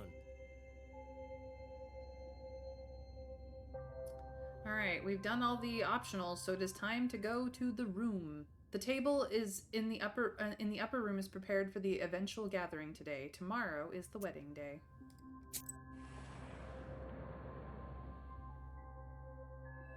Finally, after the prolonged greetings of the foreign guests, the ritual of drinking to the bride begins.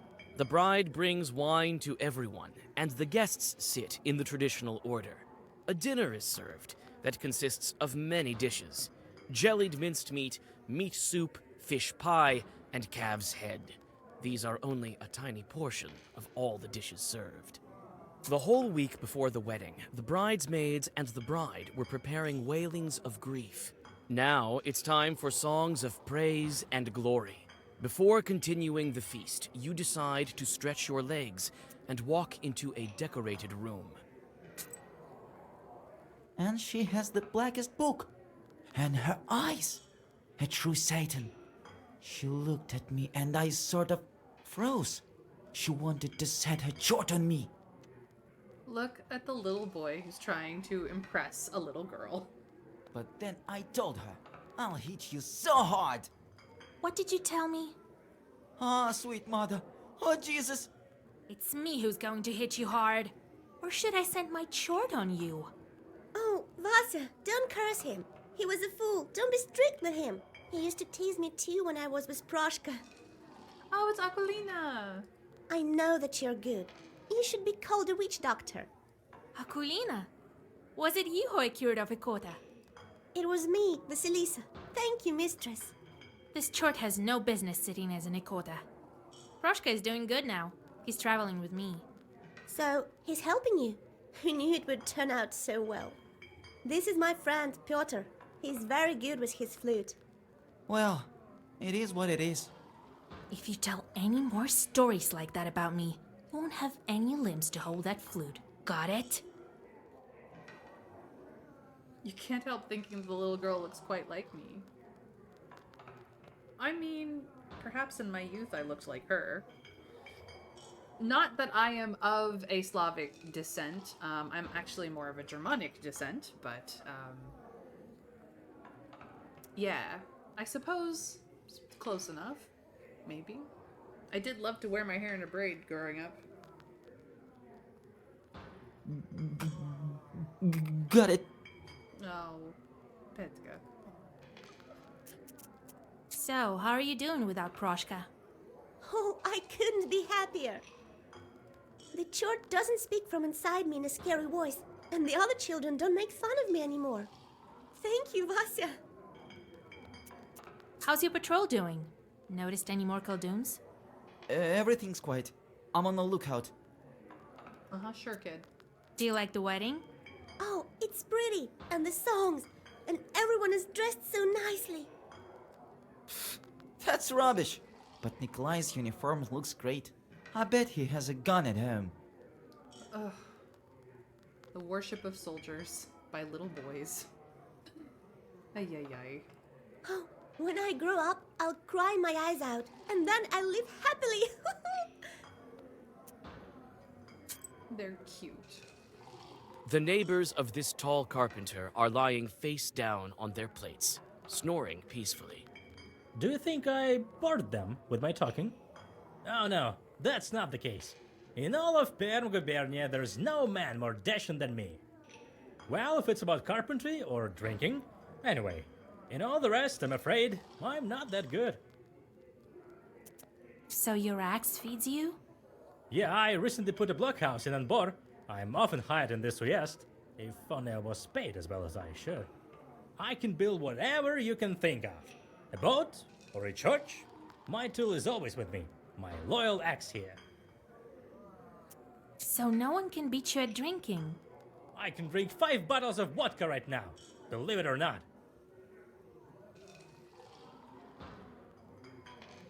Do we bet? Or do we bet? With Adam's head involved. What do you guys think? I'm not entirely certain we can drink him under the table without the help of the Adam's head. You don't drink? I am a lightweight on purpose. So. Much cheaper that way. But I also don't like to drink. Like, I know some people enjoy it immensely, but I'm not one of them. I'm very much a social drinker at worst. And I very casually, very casually. Mostly just special occasions and the occasional, you know, in between for just cuz. I have no doubt that he could drink 5 bottles of vodka right now. I would not be willing to place money on his condition afterwards, including his life signs. I mean, that's a good point too, Trav. Drink with the healing herb as an addition. It may save you from sickness and hangovers. Oh, it definitely will. But we could just not bet as well. We could just decide not to.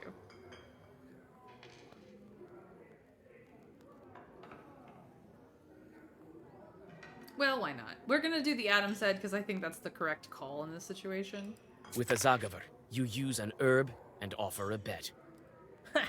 Why not? 1 cup after another, and you don't feel a thing. The carpenter soon gives up and falls beside his neighbors. You take your winnings. Yeah, that was a pretty easy bet. Vasilisa Fyodorovna, God be with you. I know I didn't believe you outright, but I was wrong. Oh, thank you, Vasilisa Fyodorovna. I don't know how to thank you. Take some sour cream from our cow. Oh, it was a lucky day when we met you. It was indeed. Everyone should feel very lucky to have met me. Oh, Vasilisa, the bride told us about you. Such a man she got herself, right? Hush! Do you want to curse her? Me? I can't curse. Here, Vasya will prove me right? But what a man, a soldier. Maybe I should get dragged away by chorts? I assure you, you do not want that. Thank you for helping me. I understand that you got this friend quite suddenly. That's all right. She's a fine girl. Feel like we've known her all these years. It's a pity she didn't show up earlier. Aren't you afraid that the bride used to be a changeling? What's there to be scared about? She's ordinary now. Things happen in life. It wasn't her decision to become a demon. Such was her fate. The only one to blame here is her mother. Oh, she's also suffered her fill with the changeling. God is forgiving. Is he, though? The feast is not yet over, but it will not continue on without your approval. I haven't finished with the room, so we will see if there's any other places that we can check out. Nope, apparently not.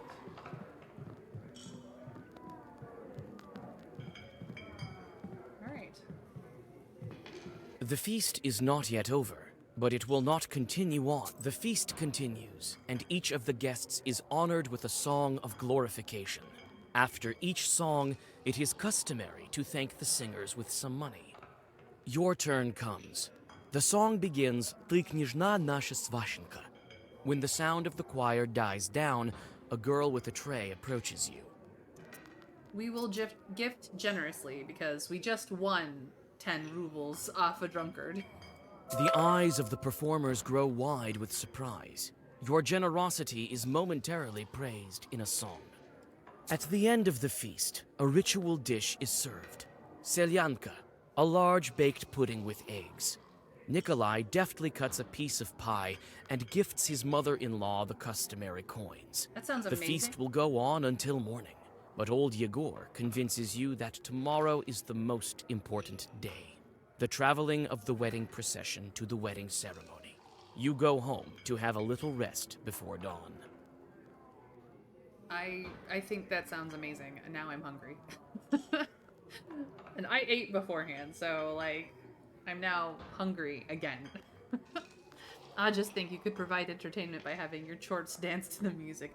I don't think anyone would be entertained by that, actually.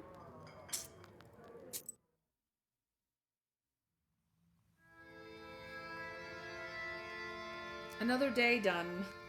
On to the next. The wedding continues.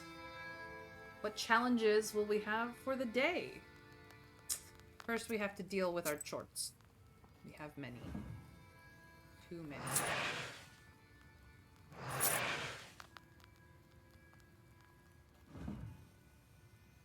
Alright, these guys come back in a day or two, and these are the guys that we have to deal with. So, send you to that meaningless job.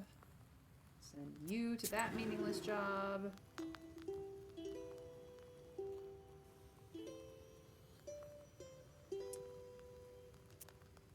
Mm. 3 for 9?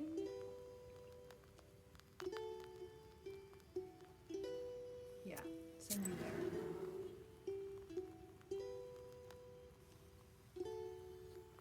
It's 2 for 8.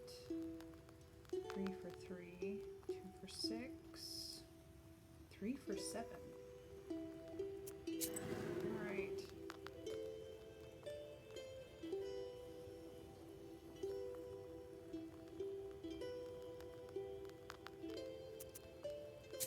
Alright. We'll get 4 back tomorrow.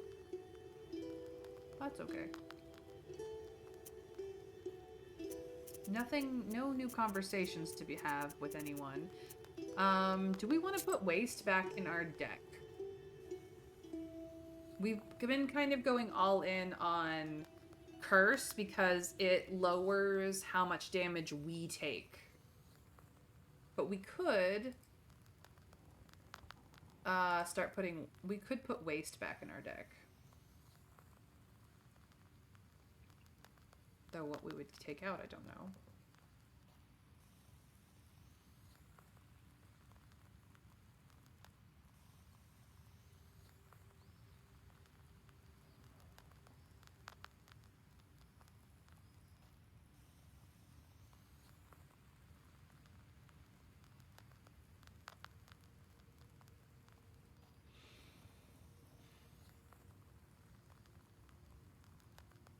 We don't have a lot of Bless in the deck anymore. We could get rid of Bless. I don't actually have all that much white in my deck, honestly. I have a lot of black. I've been kind of prioritizing deal the damage.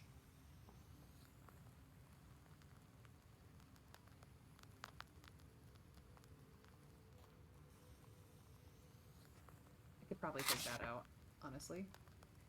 Let me filter down to keys and see what I want to replace that with.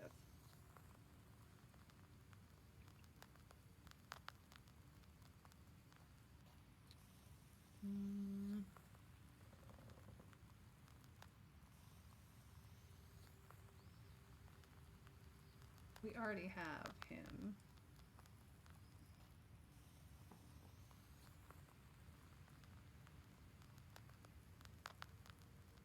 We already have one Salt in the Eye. Maybe Sky High?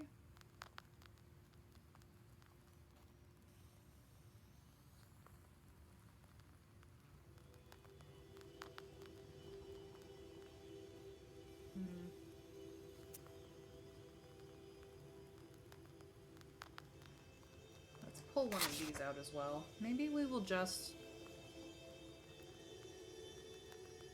limit our keys a little bit.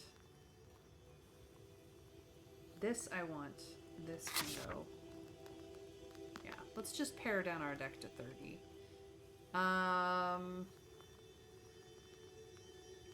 We've been running up against waste a lot, but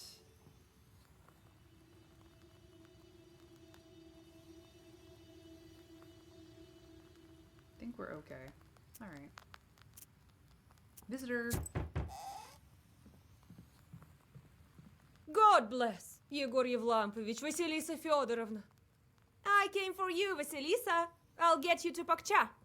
And you, Yegor Yevlampovich, will get to Vilgard. Get ready. I'll wait for you at the gates. Time to go. More wedding stuff. Okay. Proshka Voipel is pretty cool. Got defense plus. Farewell to beauty. The wedding day starts with a long ceremony. Off we go. You reach the bride's izba with the light of dawn. The changeling girl sits under the icons and starts a long ritual of saying farewell to the maidenly headband. The bridesmaids chant Uzhyasyaduka Maladyoshenka. The bride hands out red satin ribbons to everyone. The bride gives the prettiest one to you. Well, that's very sweet of her. The ritual drags on, and the guests have yet to arrive. The sounds of the last wailings quiet down close to the evening. The bridesmaids begin dressing the bride in the wedding gown, and you decide to look once more for cursed items in the yard while waiting for the guests.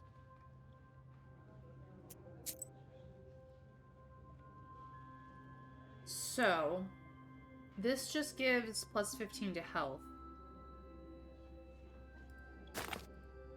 I'm gonna throw it on just so that we have it for the wedding.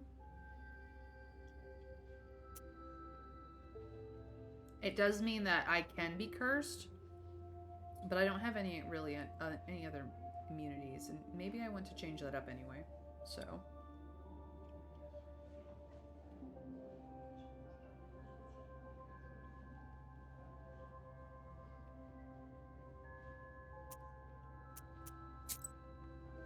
The procession is gathering.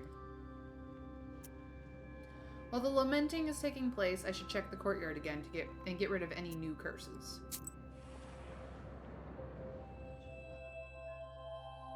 You go down into the yard. It looks empty and grim without wedding guests. Not surprising. This roof was home to an evil spirit for many years. You jump from a sudden rustling. You think you heard it coming from one of the haystacks, but which one?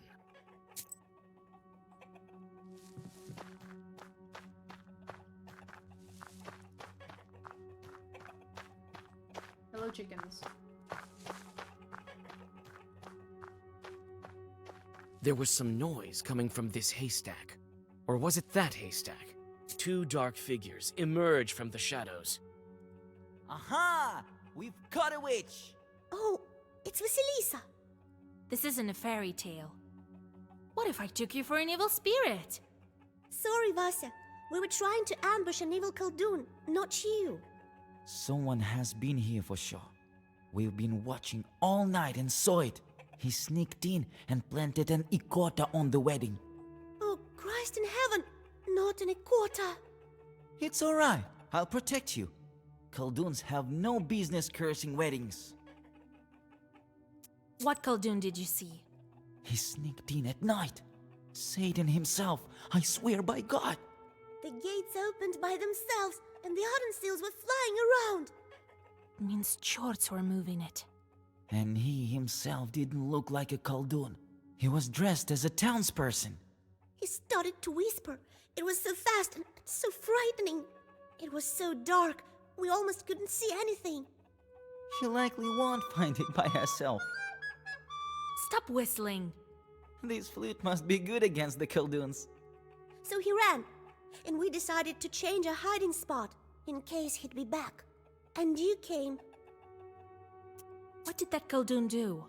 He whispered a lot and did something with his hands.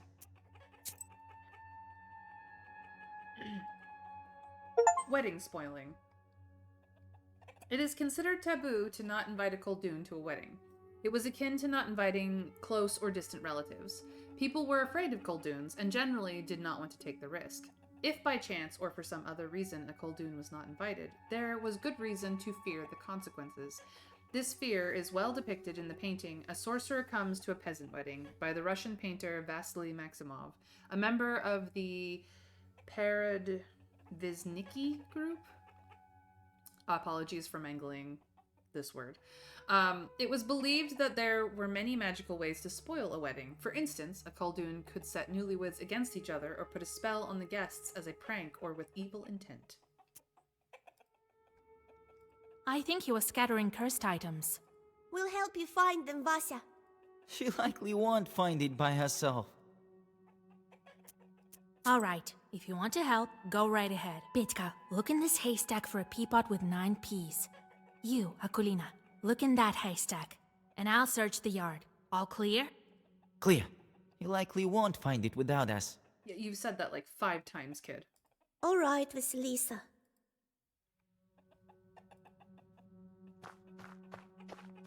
Well, have you found anything? Hold your horses. I'm still looking. All right, we will look in the tub. Beer. Leftovers from yesterday. It's flat now. Smells kinda disgusting.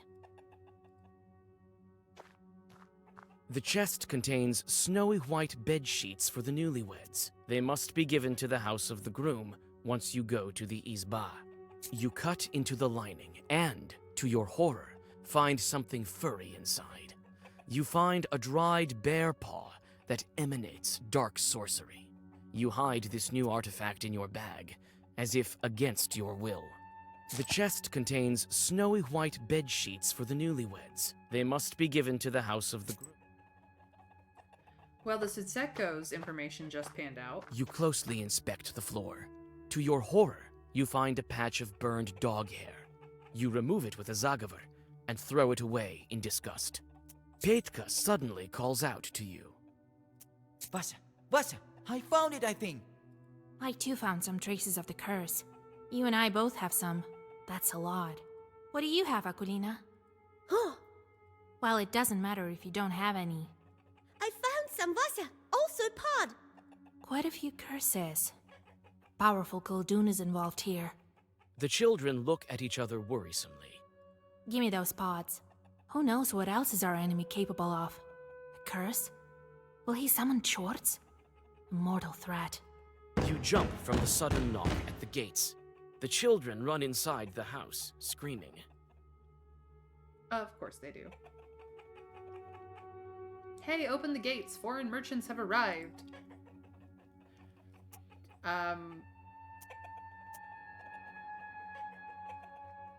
We're gonna demand the ransom first before we open the gates. After several minutes of bargaining, you open the gates. Go get your bride upstairs. I need to speak to the master of ceremonies. You seem alarmed, Vasilisa. I found so many cursed things right now. Someone powerful is trying to curse this wedding. You tell old Yegor about your discoveries. You can stop the wedding now. But why? Wait, I'll tell Nikolai. Old Yegor forcefully grabs your arm. Hold there. Do you want to spoil their wedding? If you stop the procession right now, their whole life could go sideways. Yes, but what if we're stopped on our way down the aisle? No one knows how all these curses turn out. That's your task, Matchmaker, to guard the procession against it. If it stops, then yes, only God knows what will happen. Don't bother the betrothed. Do your job, and I will do mine. We'll teach Fedьka some zagavars. He may learn something yet. All right, Grandpa. Let's go. We need to bless them on their way. All the guests gather in the izba. After the blessings of Nikolai and his bride, the procession departs to Vilgort, to the Church of the Trinity. All right, onward. Departure of the bridal procession. The preparations are complete. It's time to get going.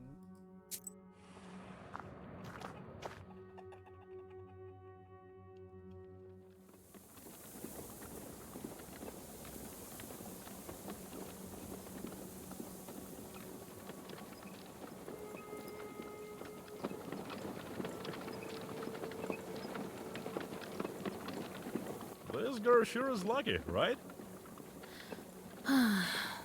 Yes, if you can return from another world. She wouldn't have done it by herself. We helped her. So is the case with the other dead. They can't get back by themselves. So Kolya wouldn't pull her out without you, right?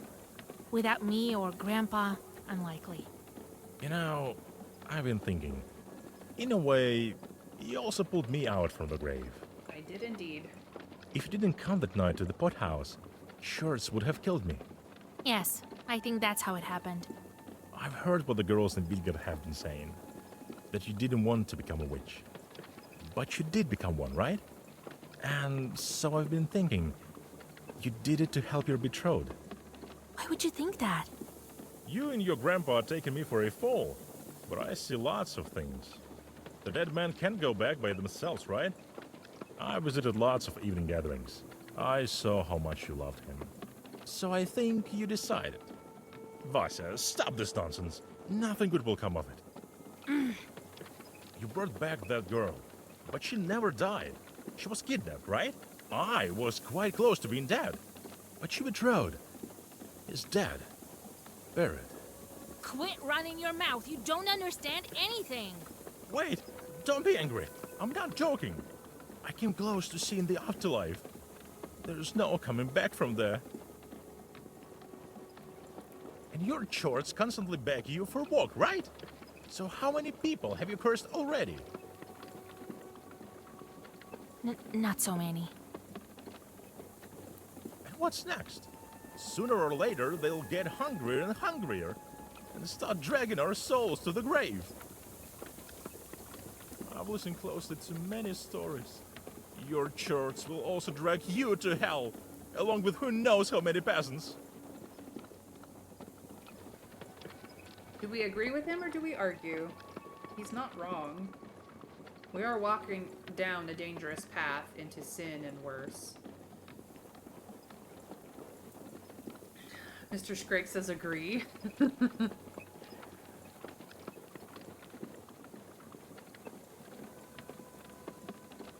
But we also are on this path because we want our betrothed back very much.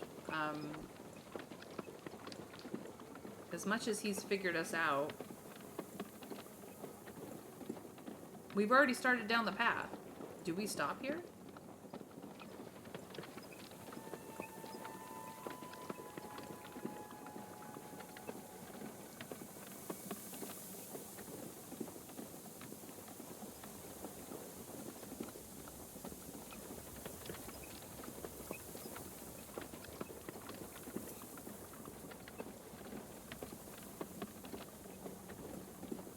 No stopping. Full speed ahead. Victory or nothing. Oh, Trav, you're funny.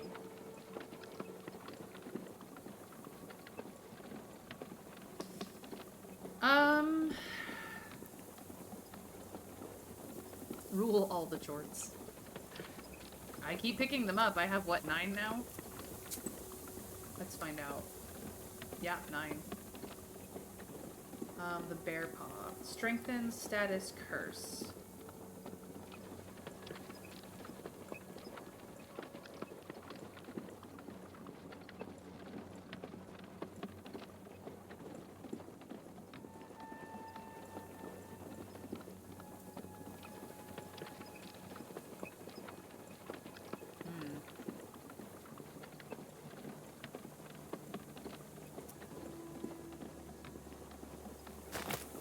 I do like eloquence, but I'm kind of going all in on curse right now.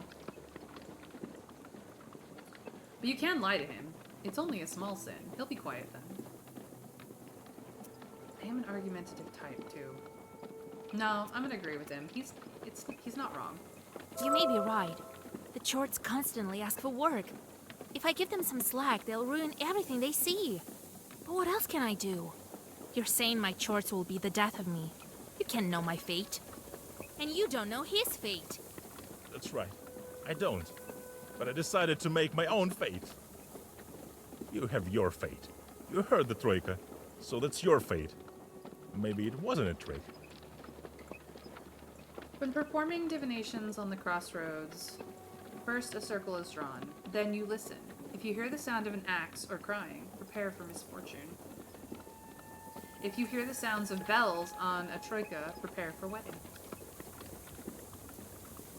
But I have it differently. You remember how I stole from the shop? It wasn't the first time. I've done lots of similar things. I think maybe I should quit this kind of life. Start a household. I know it's not as fun or exciting. You saved me, so I wanted to ask your advice. You were nowhere after all. What do you think? I agree. He should stop stealing and being a goofball. He's only hurting himself and everyone around him. Well, Fyetka, I've always told you to abandon your life of pleasure. Right, I'll try. Old habits die hard. Next thing you'll know, I have my own household. You better remember these words of yours. I will. I'm not old enough to have a bad memory. Fyetka grins and flings the reins.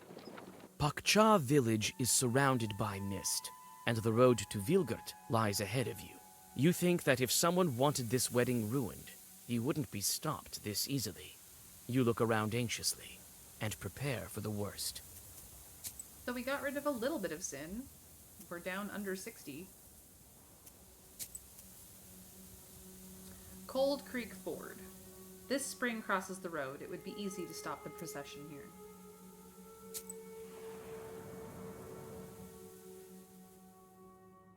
The winding path lures you in with a damp mist and mysterious shadows. What spirits hide behind them? Soon, you get to Cold Creek Ford. Yours and the bride's carts cross the water with a splash, but the third cart isn't so lucky. One of the wheels hits a stone, and all its passengers fall overboard. You look around and notice demon eyes in the dark. Fyetka gives you a questioning look. What should you do with the rest of the guests? We hop off and help. You hop off the cart and open the black book. Fyetka passes the reins and hops off too.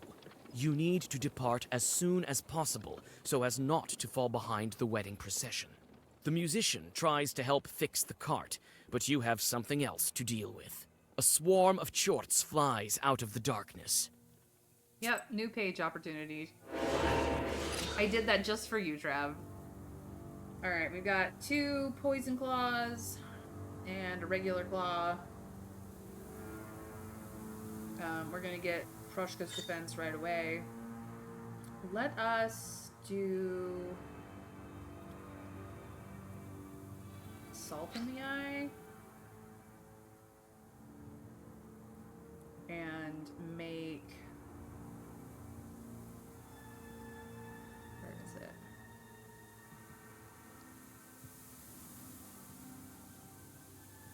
Trezor the Sticky. A gesture.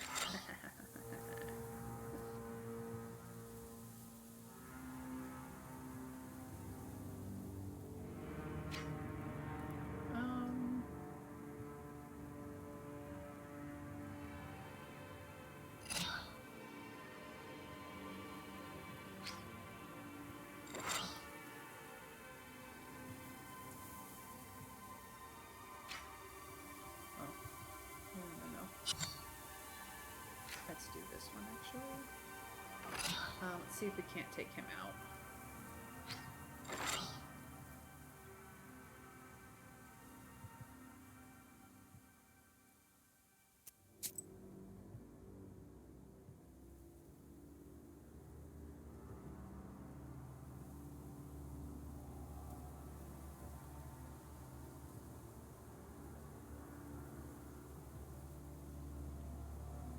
We had remove cursed.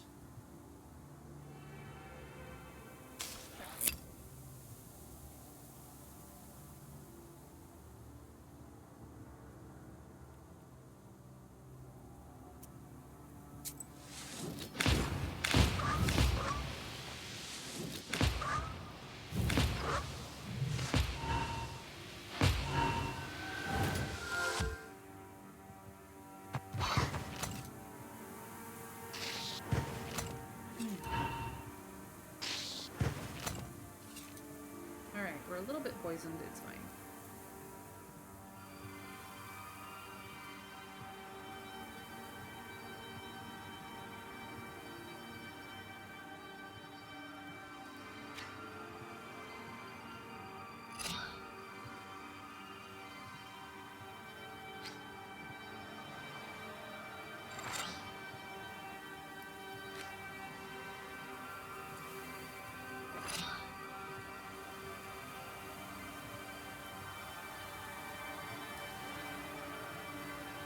I want the style to work out, so this should be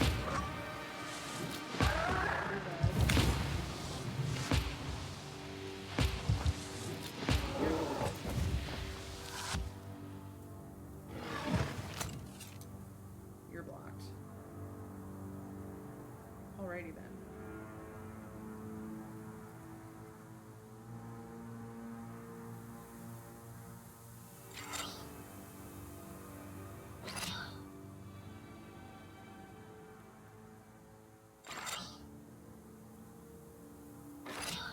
We'll get some healing in.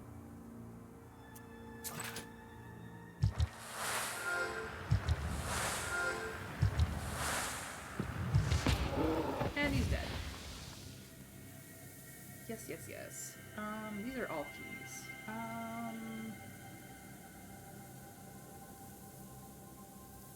3 damage for every idle chort. We don't have any idle chorts. Choose a page and add the damage effect to it immediately, and then swipe this page from the deck until the end of battle. Okay. The cart is finally fixed, and you quickly catch up to the procession. The peasants didn't see the chorts, but they noticed you whispering Zagavers. Now they are looking at you and your book with respect.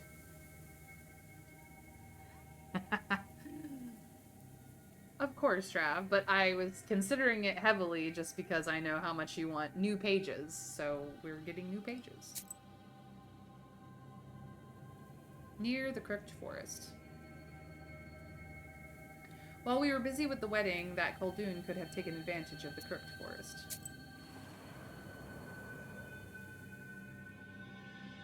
The wedding train reaches the shadows of the gloomy trees of the Crooked Forest. Strange sounds escape the evening darkness.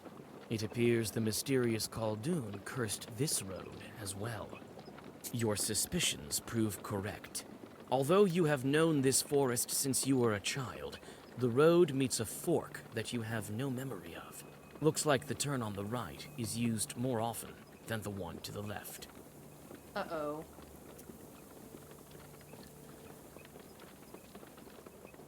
So, do we go left or do we go right?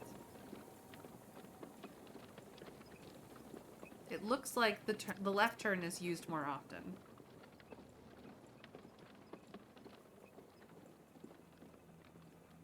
But is that the trick? Is that the trap? What do we think, chat? Left or right?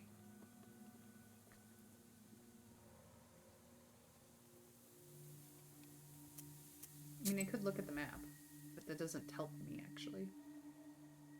Left goes to a body of water? No. I don't think it does. The map is not very helpful. Left then, you're a wedding procession. Why go towards a rarely visited destination? That's fair. That is fair. We're trying to go to Vilgort, after all, which is a bigger town than the one we left, so we shall turn left. You don't recognize the last fork either. The road to the left looks like it's submerged in darkness, and you see some moonlight above the road to the right. To the darkness or to the moonlight? Darkness means we're going further into the trees. Moonlight means we're opening up to a wider open space. What do we think?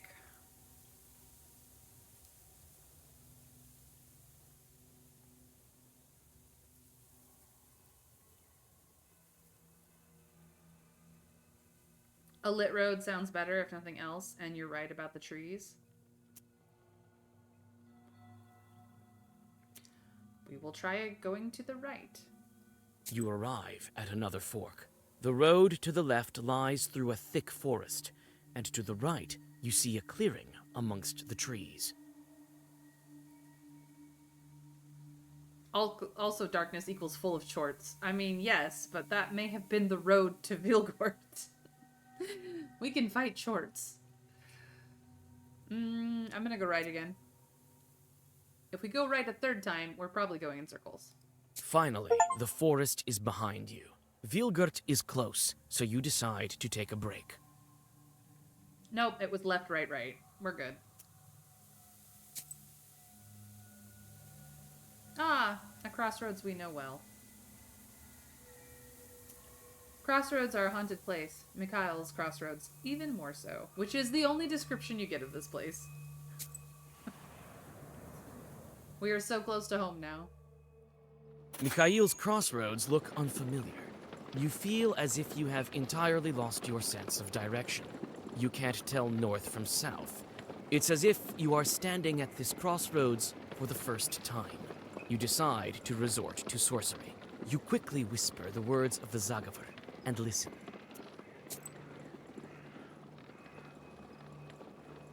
Sorcery. Mythological and pagan worldviews view the future as predetermined by destiny. This is why one could glimpse the future from divinations. During calendar holidays, when the borders between the worlds grow thin, sorcery was considered to be especially effective. In a place of transition, such as a crossroads, sorcery might become even more reliable. Thus, at a crossroads at night and during Yuletide divinations, one could hear hints regarding the future. Sounds of a woodcutter's axe told of a coffin. Death was constructing, while the sounds of jingle bells told of a fast-approaching wedding.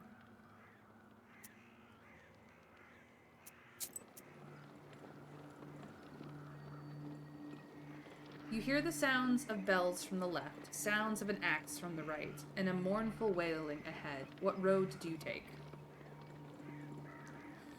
Freaking totally not Alexander.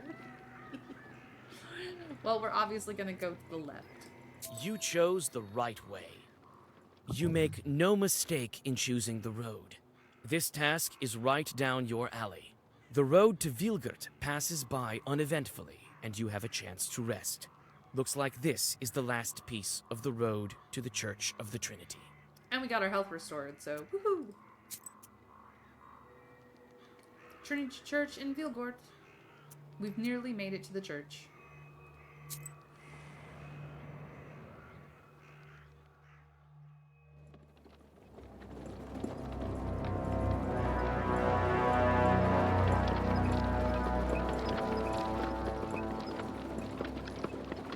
Vasilisa, stop the procession! Alexander, we can't! It's a bad omen!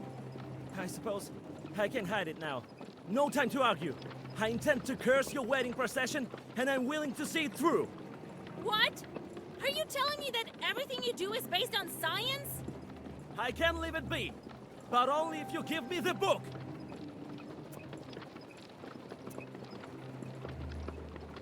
Why? But why do you need to ruin the wedding? It's simple. I can take this artifact only if you're sufficiently weakened. If the procession stops, the curse may splash out. Only God knows what should happen then. Right. You're only saying this so I wouldn't interfere. No such thing will happen. Listen to me. This is dangerous. Very dangerous. You can't scare me, Vasilisa. Either give me the book, or the procession stops. So that's how it is in your world. Always playing pretend. You could have helped me with the snake that time. I wanted to, but you were doing fine on your own, and I wanted to see what kind of witch you were. I did. I think you're as powerful as me.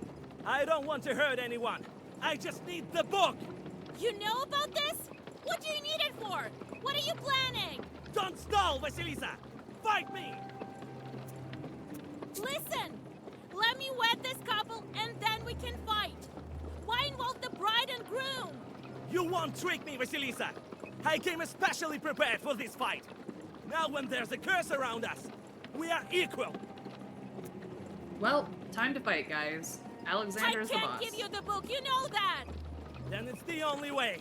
Défense-toi! Nowhere versus nowhere. So he is a master, so if he summons things, I have to kill him. Goes first if he has less pages in Zagavor than you. Yep. He's going to remove all negative statuses as well as get 10 block and do 2 damage, which will, the next time he uses it, be stronger. So,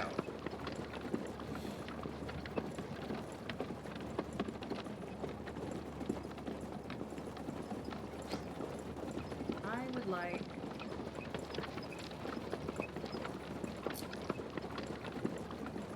to add damage.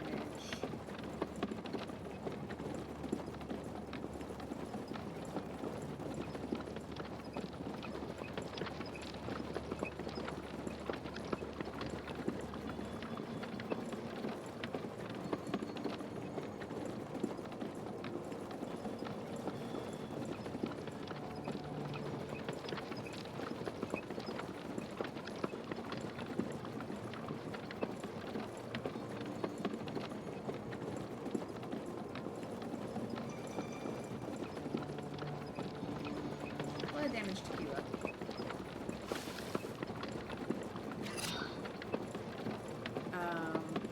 We are also doing this. This.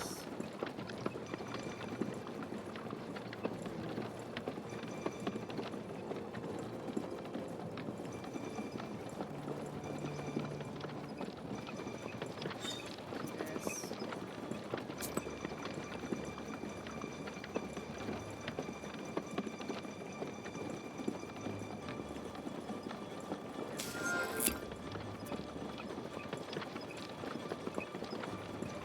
Yeah.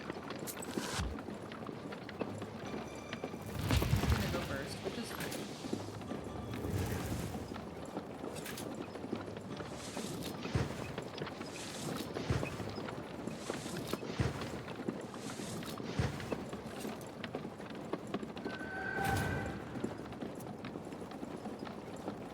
Alright.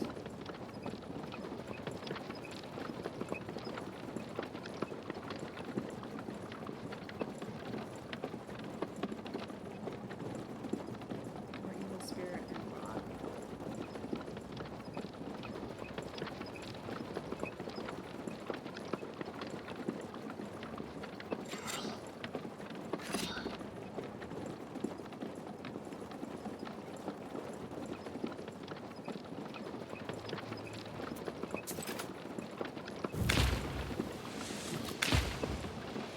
Just gonna hit him first.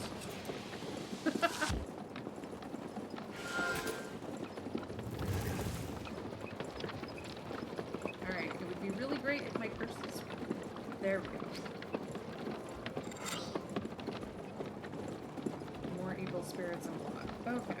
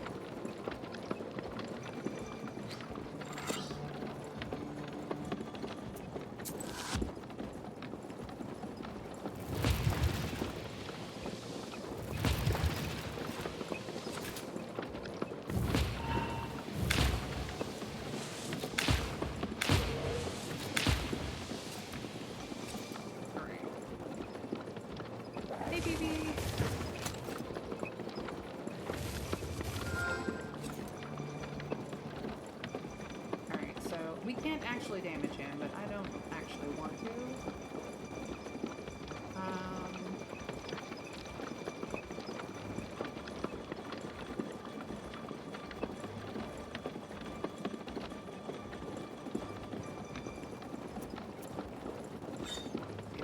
Ward refreshed.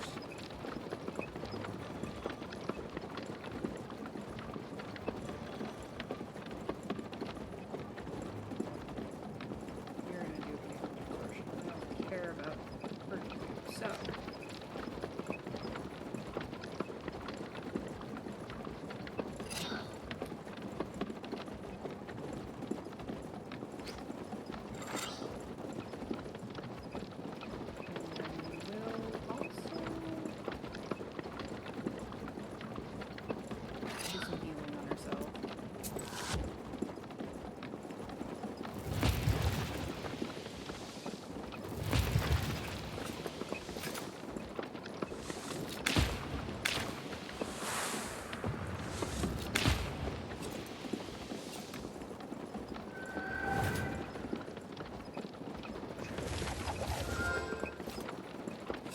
We need to get curse on that guy.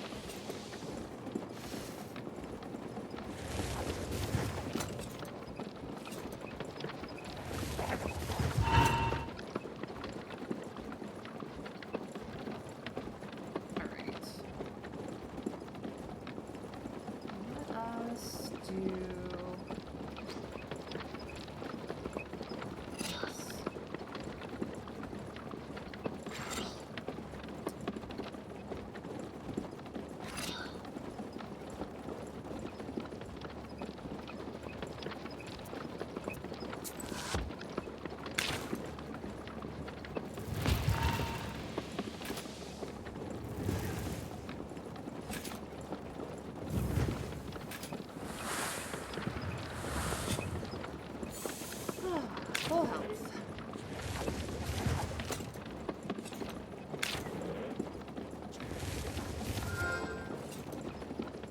I do not care about their damage absorption at all. Ah. That's definitely that.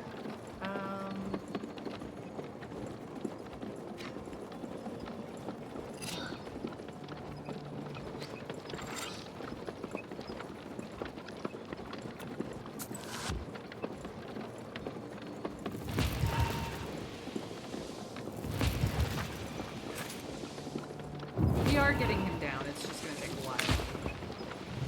We're not really in any danger at this point.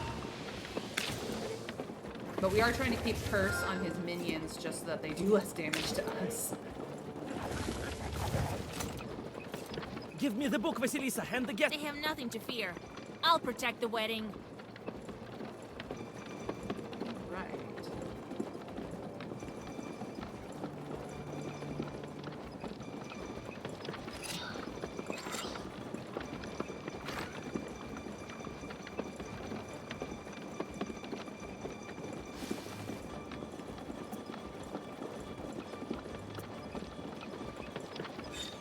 We will refresh our ward.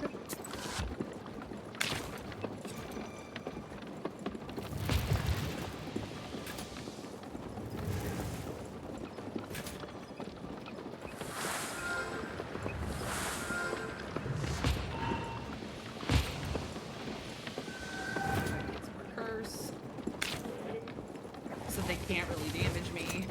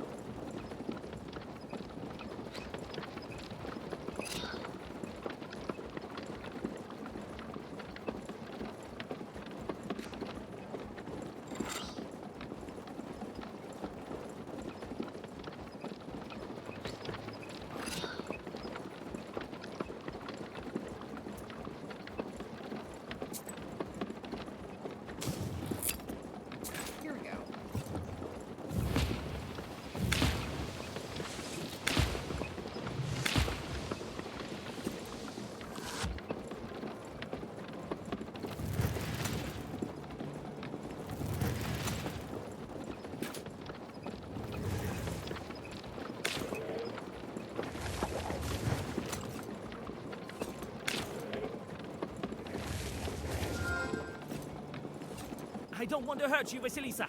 Not if I don't have to. You've been lying like the devil himself, and now you want me to believe you?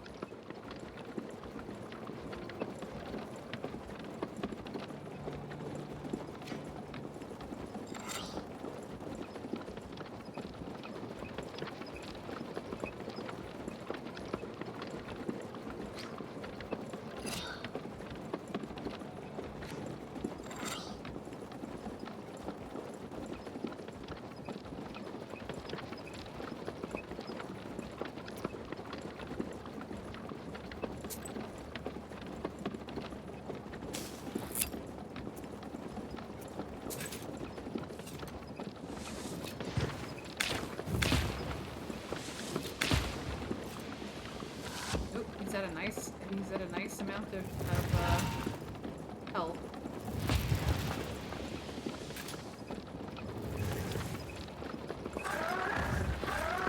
Oh, your minions died.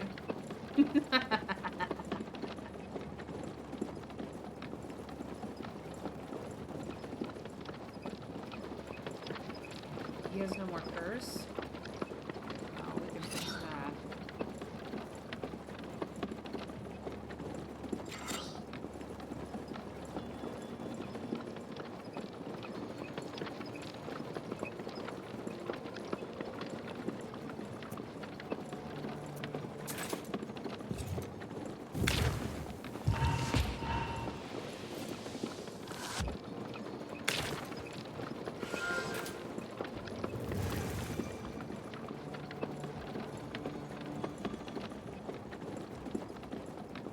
Okay, let's see here.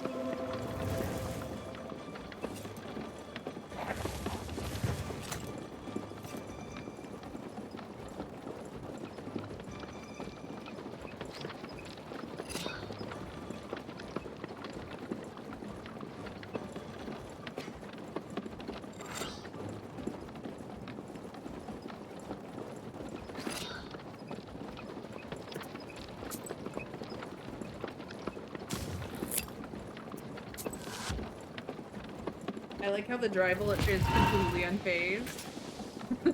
Both of them are. They're just like, whatever, because all any normal person can see is that we're holding up books and whispering things. Like, they don't really see what the full effect of what's going on.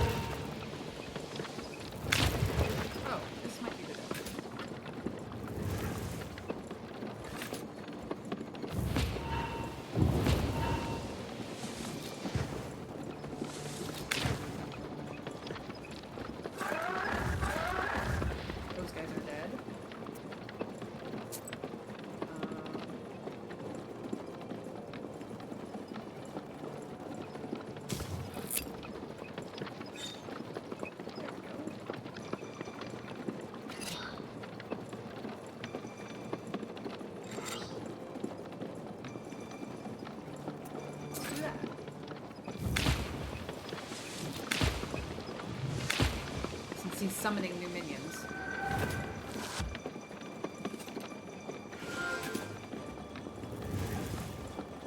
Give up. For the entire. Not if I stop you.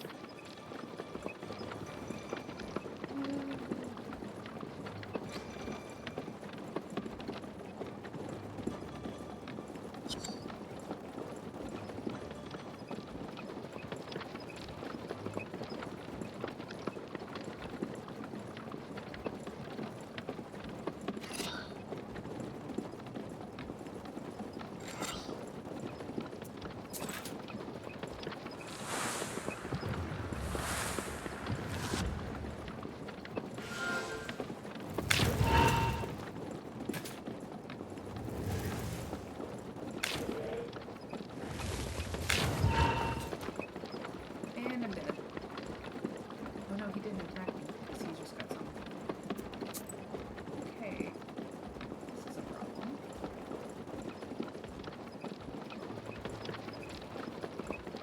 So I'm gonna do that. He has 10 block.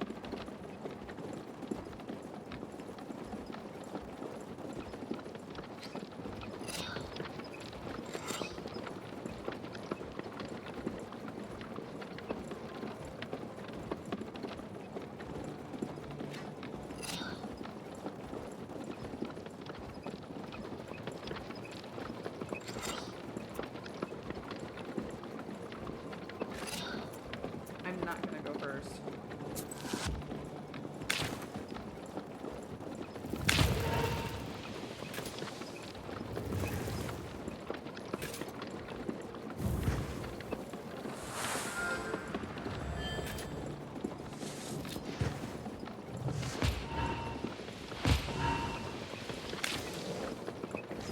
But I might be able to live through it now.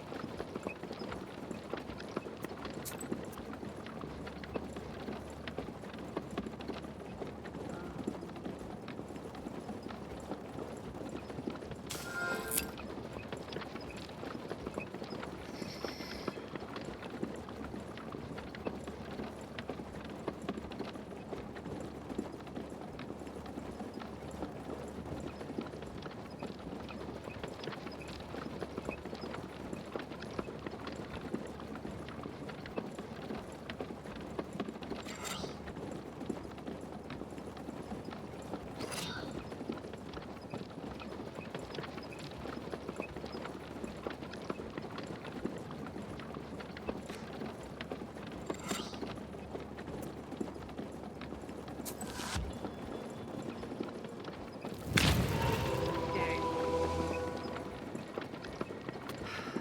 Okay. We need to change this up. Curse is very good. I may not have enough of something. We did not use that at all. Give it that. We did not use that at all. Get rid of that. Regeneration's fine. Healing is fine. This is not helpful. That's fine. That's fine. That's fine. That's fine.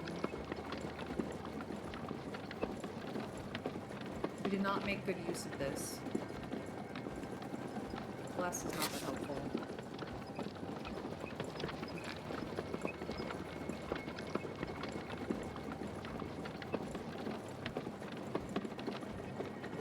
Those are both good.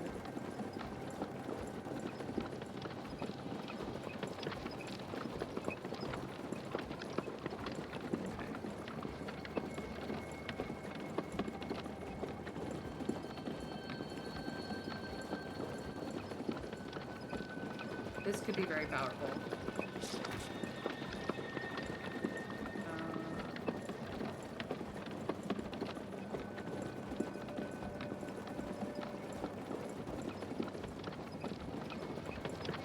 This could be very powerful to find what we're looking for in this deck. Okay.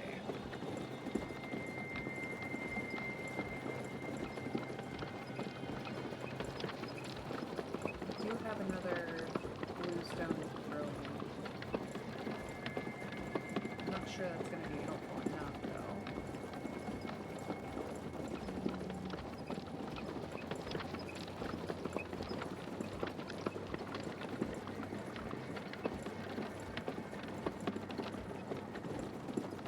point, I'm thinking I might put my waist back in.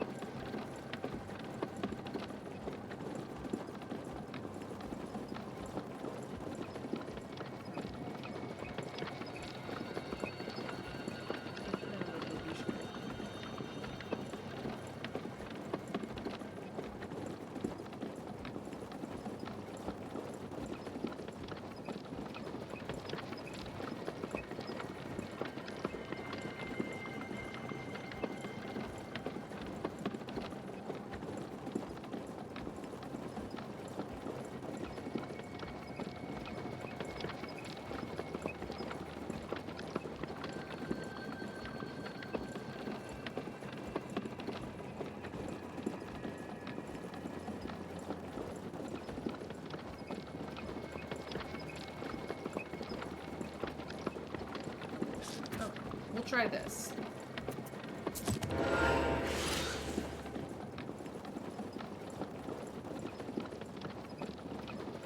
Alright. So since I often get hit, we're gonna do this right off the bat. I do have curse.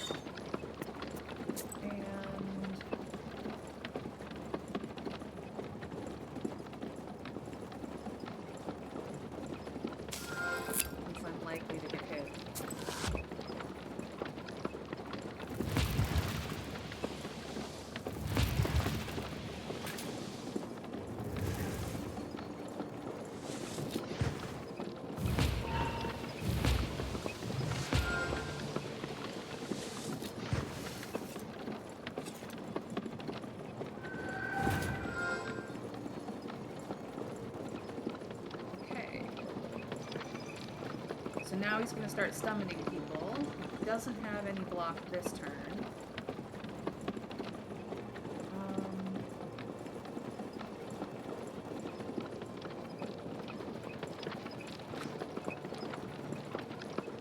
I'm going to add damage to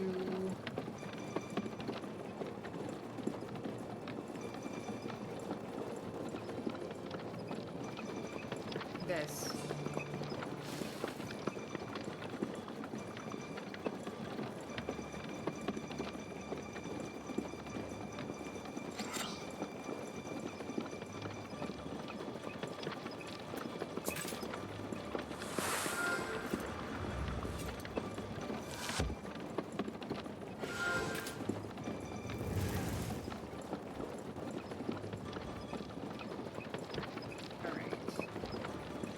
Curse everybody.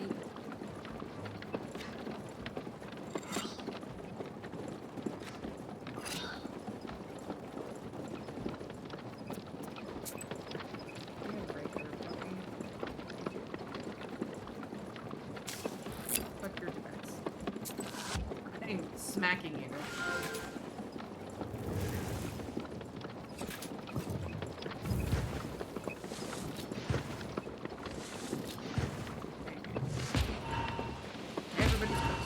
Less damage for me.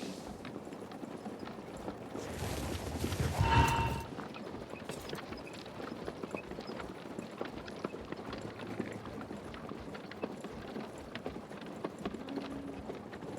We'll draw on that, because I didn't before.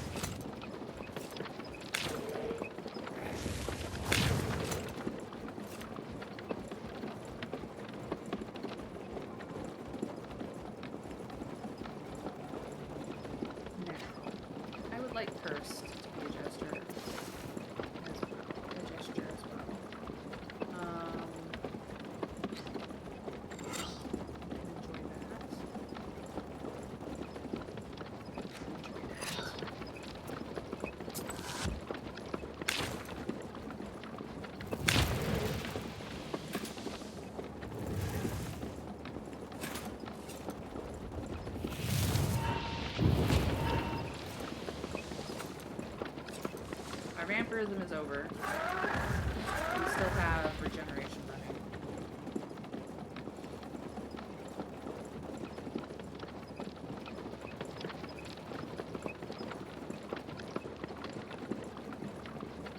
Doesn't really block.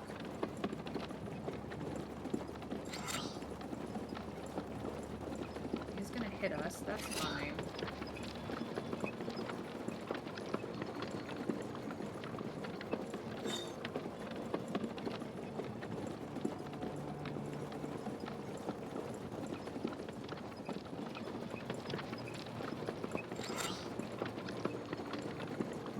Sure, why not? We'll get the Morteshka.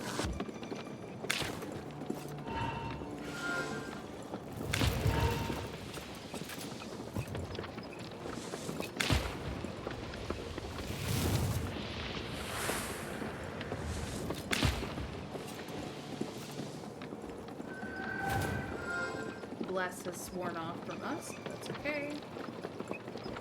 Alright, he's gonna summon and do damage and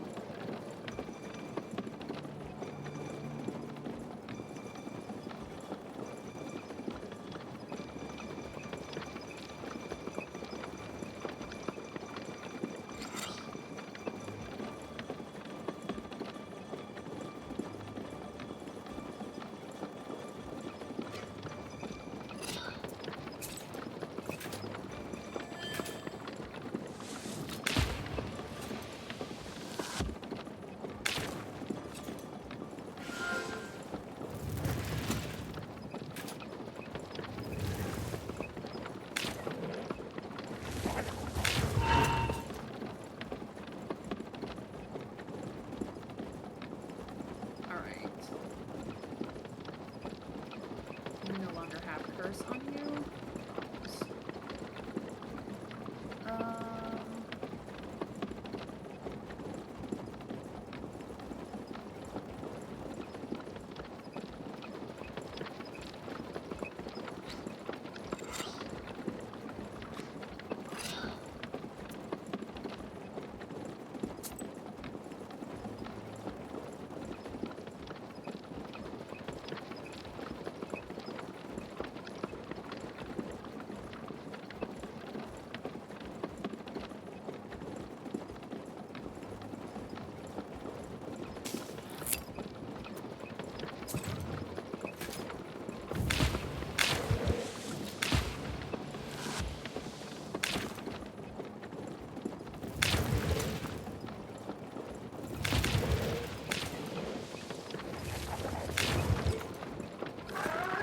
Give me the book, Vasilisa, and the guests will be safe. They have nothing to fear. I'll protect the wedding. Okay.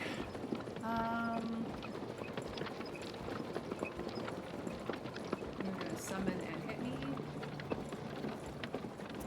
We should probably do a bit of healing.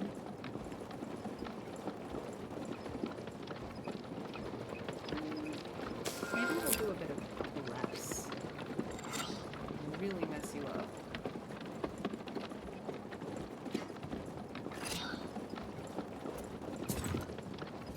Oh, regeneration went off.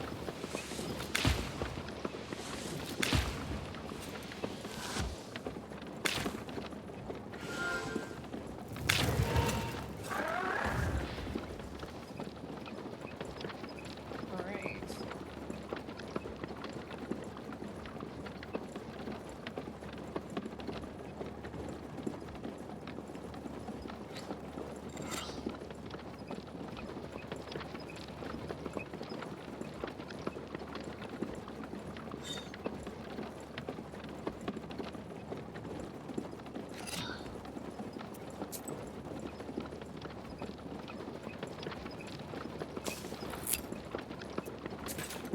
Here we go.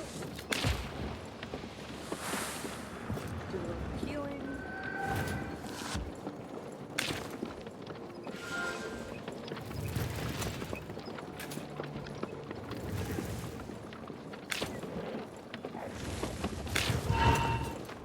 I don't want to hurt you, Vasilisa. Not if I don't have to. You've been lying like the devil himself, and now you want me to believe you? Do we have another breaker? We do.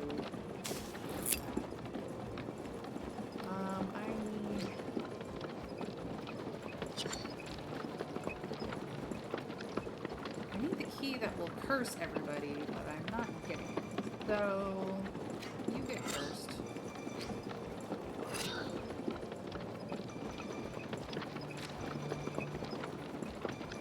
Let's go first.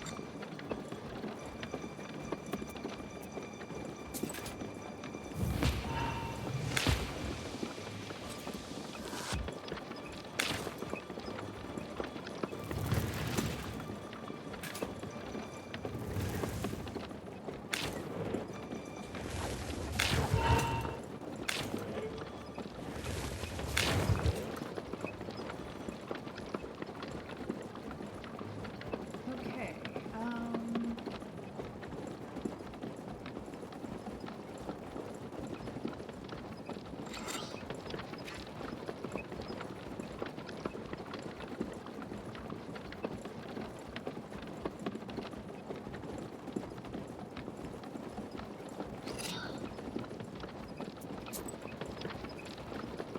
I'm not actually doing any damage this round.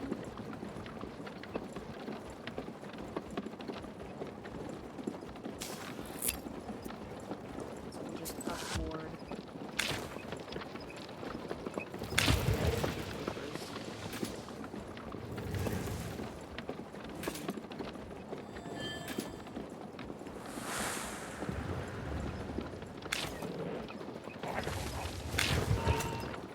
Give up. Hold the entire wedding procession. Not if I stop you. Okay. This.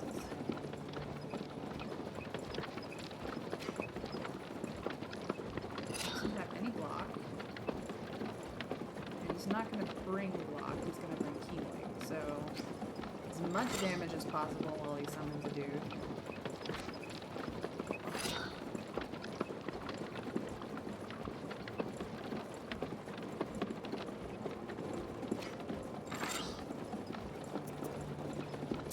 Doesn't have any curse, which is a problem. But we're going to do as much damage as we can possibly do.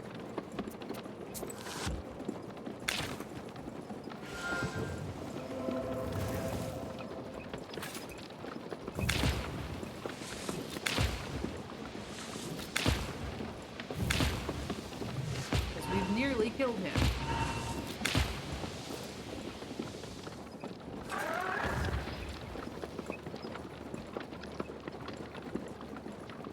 Alright, he's just gonna summon and try to hurt us, but he's cursed now. So...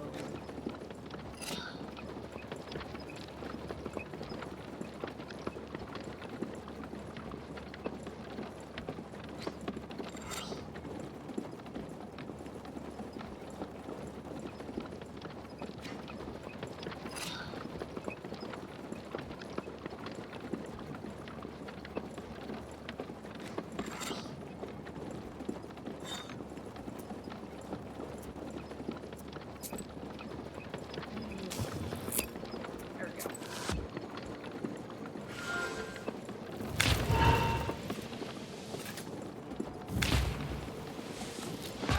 We got him.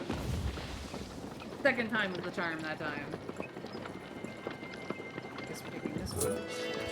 And I got a new level. Alexander's driver notices that his master is weakened and strikes the horses. The carriage drives away. With horror, you realize that his last Zagavers weren't directed at you, but at the procession. The horses lose their footing, and the first carts overturn with a terrible crash. The world around you turns into a cacophony of screams, both animal and human. What a jerk.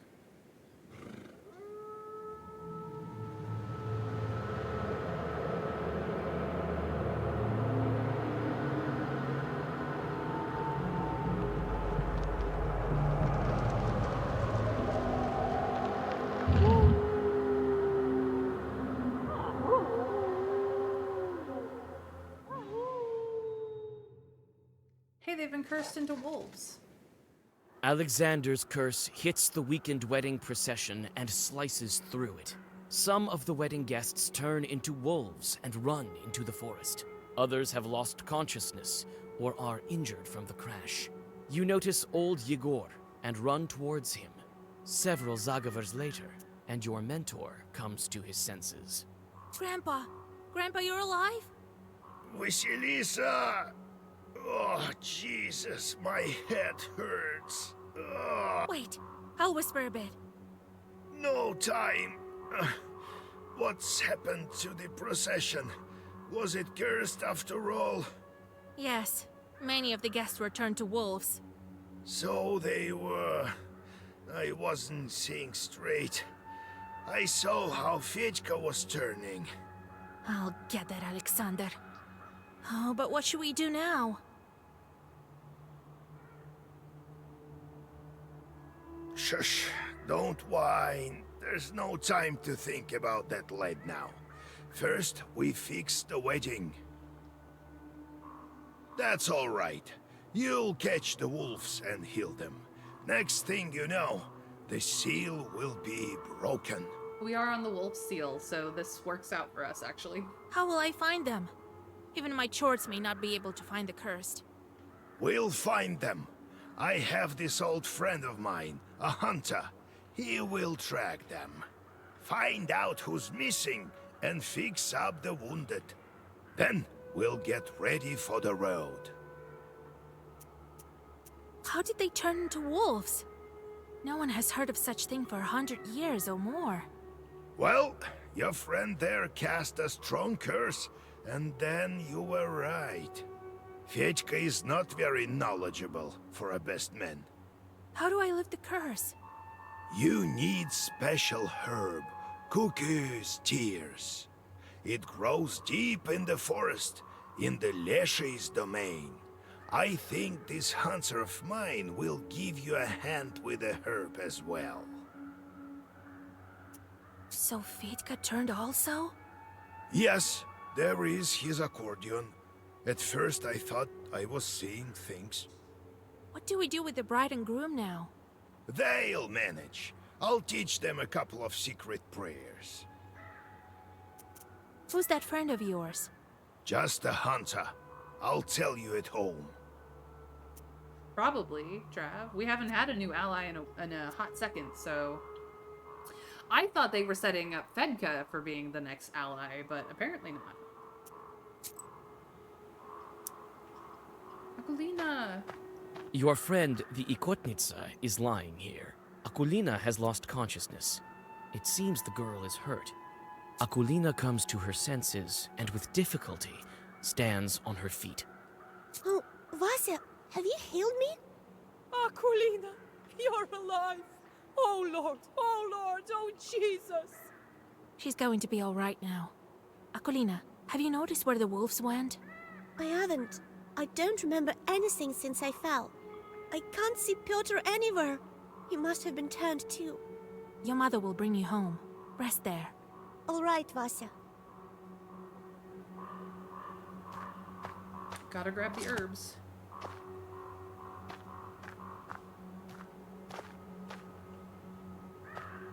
Thank you, Vasilisa Fyodorovna. I'll pray for you. Did you notice where the wolves ran? Somewhere in the direction of Pakcha. They hid in the forest straight away. I barely had any time to look. I only noticed that several of the bridesmaids turned. The horror! I've heard of such things, but never thought we'd witness it. Howie Khuldoon ruined a wedding. Khuldoons are not people at all. Their souls wander restlessly between heaven and hell. It's no wonder they're disagreeable. They often do more harm than good. They especially dislike not being invited to weddings. One time in our village, a Khuldoon did not want his daughter to marry a simple plowman. He needed to pass his craft on to his next of kin, you see, but his daughter defied him. Long story short, the guests gathered in his yard. They were noisy and in a festive mood. The Khuldoon decided to have some fun at their expense. He whispered something, and the guests turned into wolves and began thrashing about in the yard. But he had erred somewhat. He forgot to close the gates, and the werewolves escaped to the forest. Werewolves are easy to distinguish from regular wolves, for they have red eyes and serve the latter. I do have this knowledge. It's, definitely get more damage. Can't get more damage until level 15, though.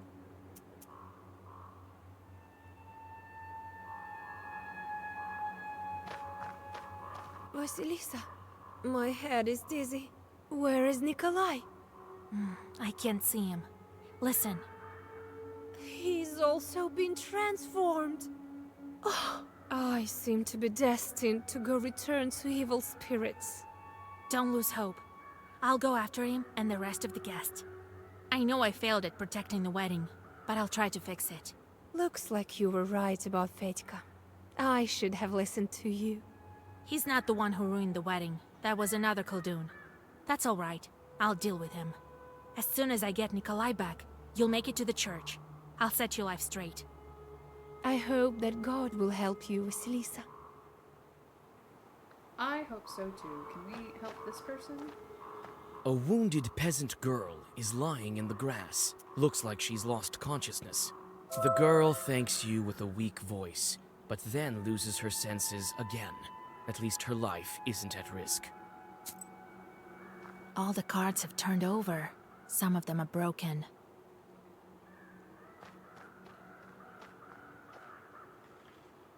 And after we spent that time fixing the cart that got Some broken. horses have fled. Only the bravest of them all have stayed.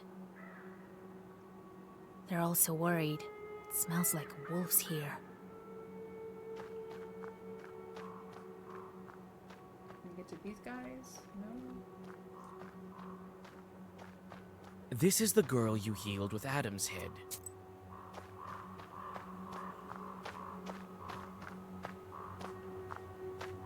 Thank you, Vasilisa Fyodorovna. Did you notice where the wolves ran? Somewhere in the direction of I only noticed that I've heard of such things. Okay.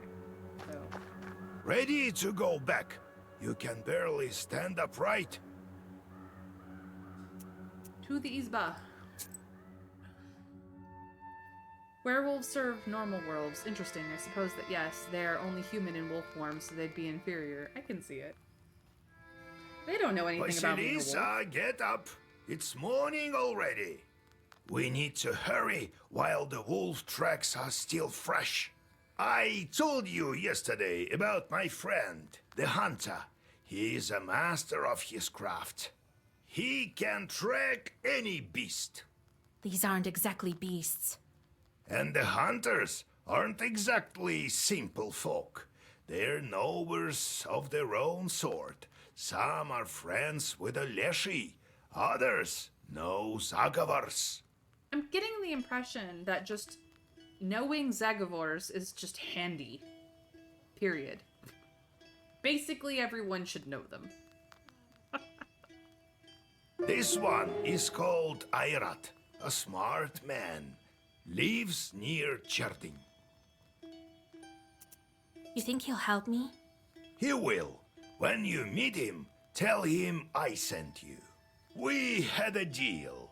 I give him the stuff, and he owes me one. How do I find the guests? You and Ayrat will follow the tracks. I also need to talk to Alexander. No point. He must have fled. If I were him, I would stay away from you. You're right, Grandpa. The moment we took on the next seal, the wolves showed up. As if the devil himself arranged it. I don't know. If anyone helps us, it must be some power from above. Satan can only spoil things, and forces of light wouldn't curse a wedding. Mysterious are his ways. Who knows? Who knows? You think I can break the curse with the wedding guests? Only you can find it out. Where can I find your friend? Ayrat lives close to Cherding. You'll learn about him in the town, in the hunting shop there. It's summer now, so he shouldn't be wandering in the woods. To cure the wolves, look for a cuckoo's tears herb. You should find it in the forest. Some herbalists may also have it. Have a look in the town market. And above all, don't forget the seal. All right, Grandpa. We've got chorts to deal with. Oh, the sin, the sin.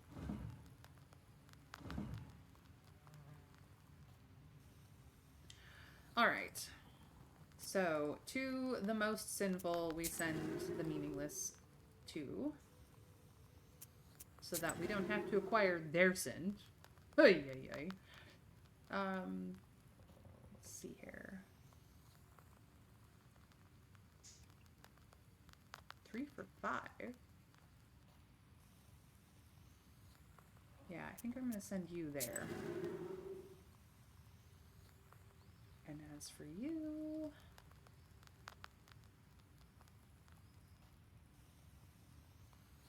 Another 3 for 5. Primarily because it's animals to animals, so... There we go. We have a visitor to see before we go.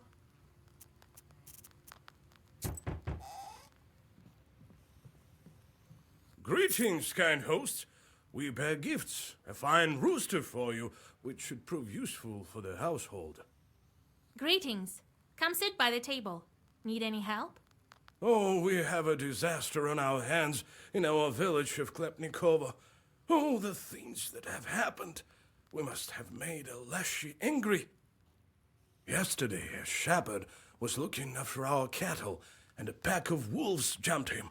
Scared halfway to death he was. They wanted to kill him along with the animals, but he threw his accordion at them. He wants to be a musician, and a wolf tore at it instead. The man ran as fast as he could. He barely made it. I think I can deal with that pack. Then there is this strange thing. One of the wolves, our shepherd has a sharp eye, was wearing a jacket. Looks like some of our missing guests. Holy Mother, Lord Jesus. All right, I'll help. Oh, thank you, mistress. I won't forget it. Well, time to get a move on. To Pokcha Village. I should check on the bride. How is she after yesterday's events?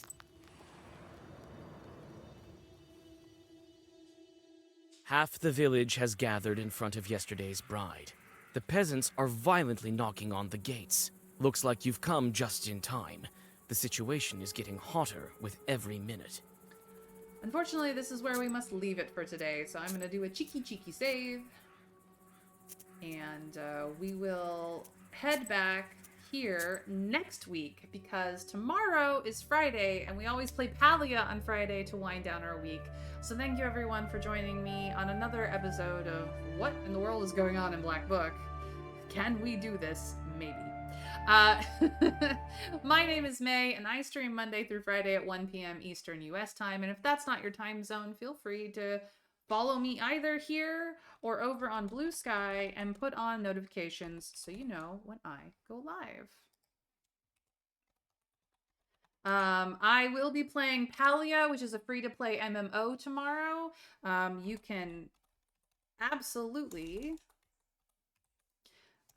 pick it up on Steam here at this link, and come and join me. You can just tell me what your name is, and we can become friends and game and run around and do chill, cozy things all day on Friday.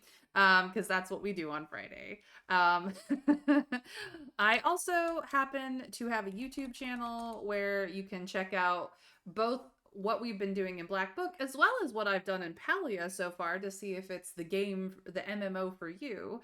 And all my playlists are there, easy to find, so that you can enjoy yourself. If you subscribe and ring the bell, you'll know when today's VOD goes live, and you can have my company anytime, day or night, for cooking, cleaning, working, sleeping, whatever it is that you need my company for. My YouTube channel is just for my friends here, to know what I'm up to and to see what I've done. So let us get to our usual raid. This is the raid message that I always use, and you are welcome to use it too. It works for absolutely everybody. But if you would rather use a love heart or raid emoji that you have available from your communities or the streamers you follow, feel free. I'm happy to support everyone. We're all in this community together, after all. Oh goodness, I have so many people I could send us to. Let me send us over to Elise Stroud Studios. She's a lovely, lovely artist who has cozy art, a dog cam, is lurk friendly, and is the sweetest, sweetest girl. I think her art is wonderful, so we're gonna support her today. With that, I hope you guys have a wonderful rest of your Thursday, however much of it you have left, and that I will see you tomorrow for Palia Friday. And until then, we raid in 3, 2, 1. Bye, guys.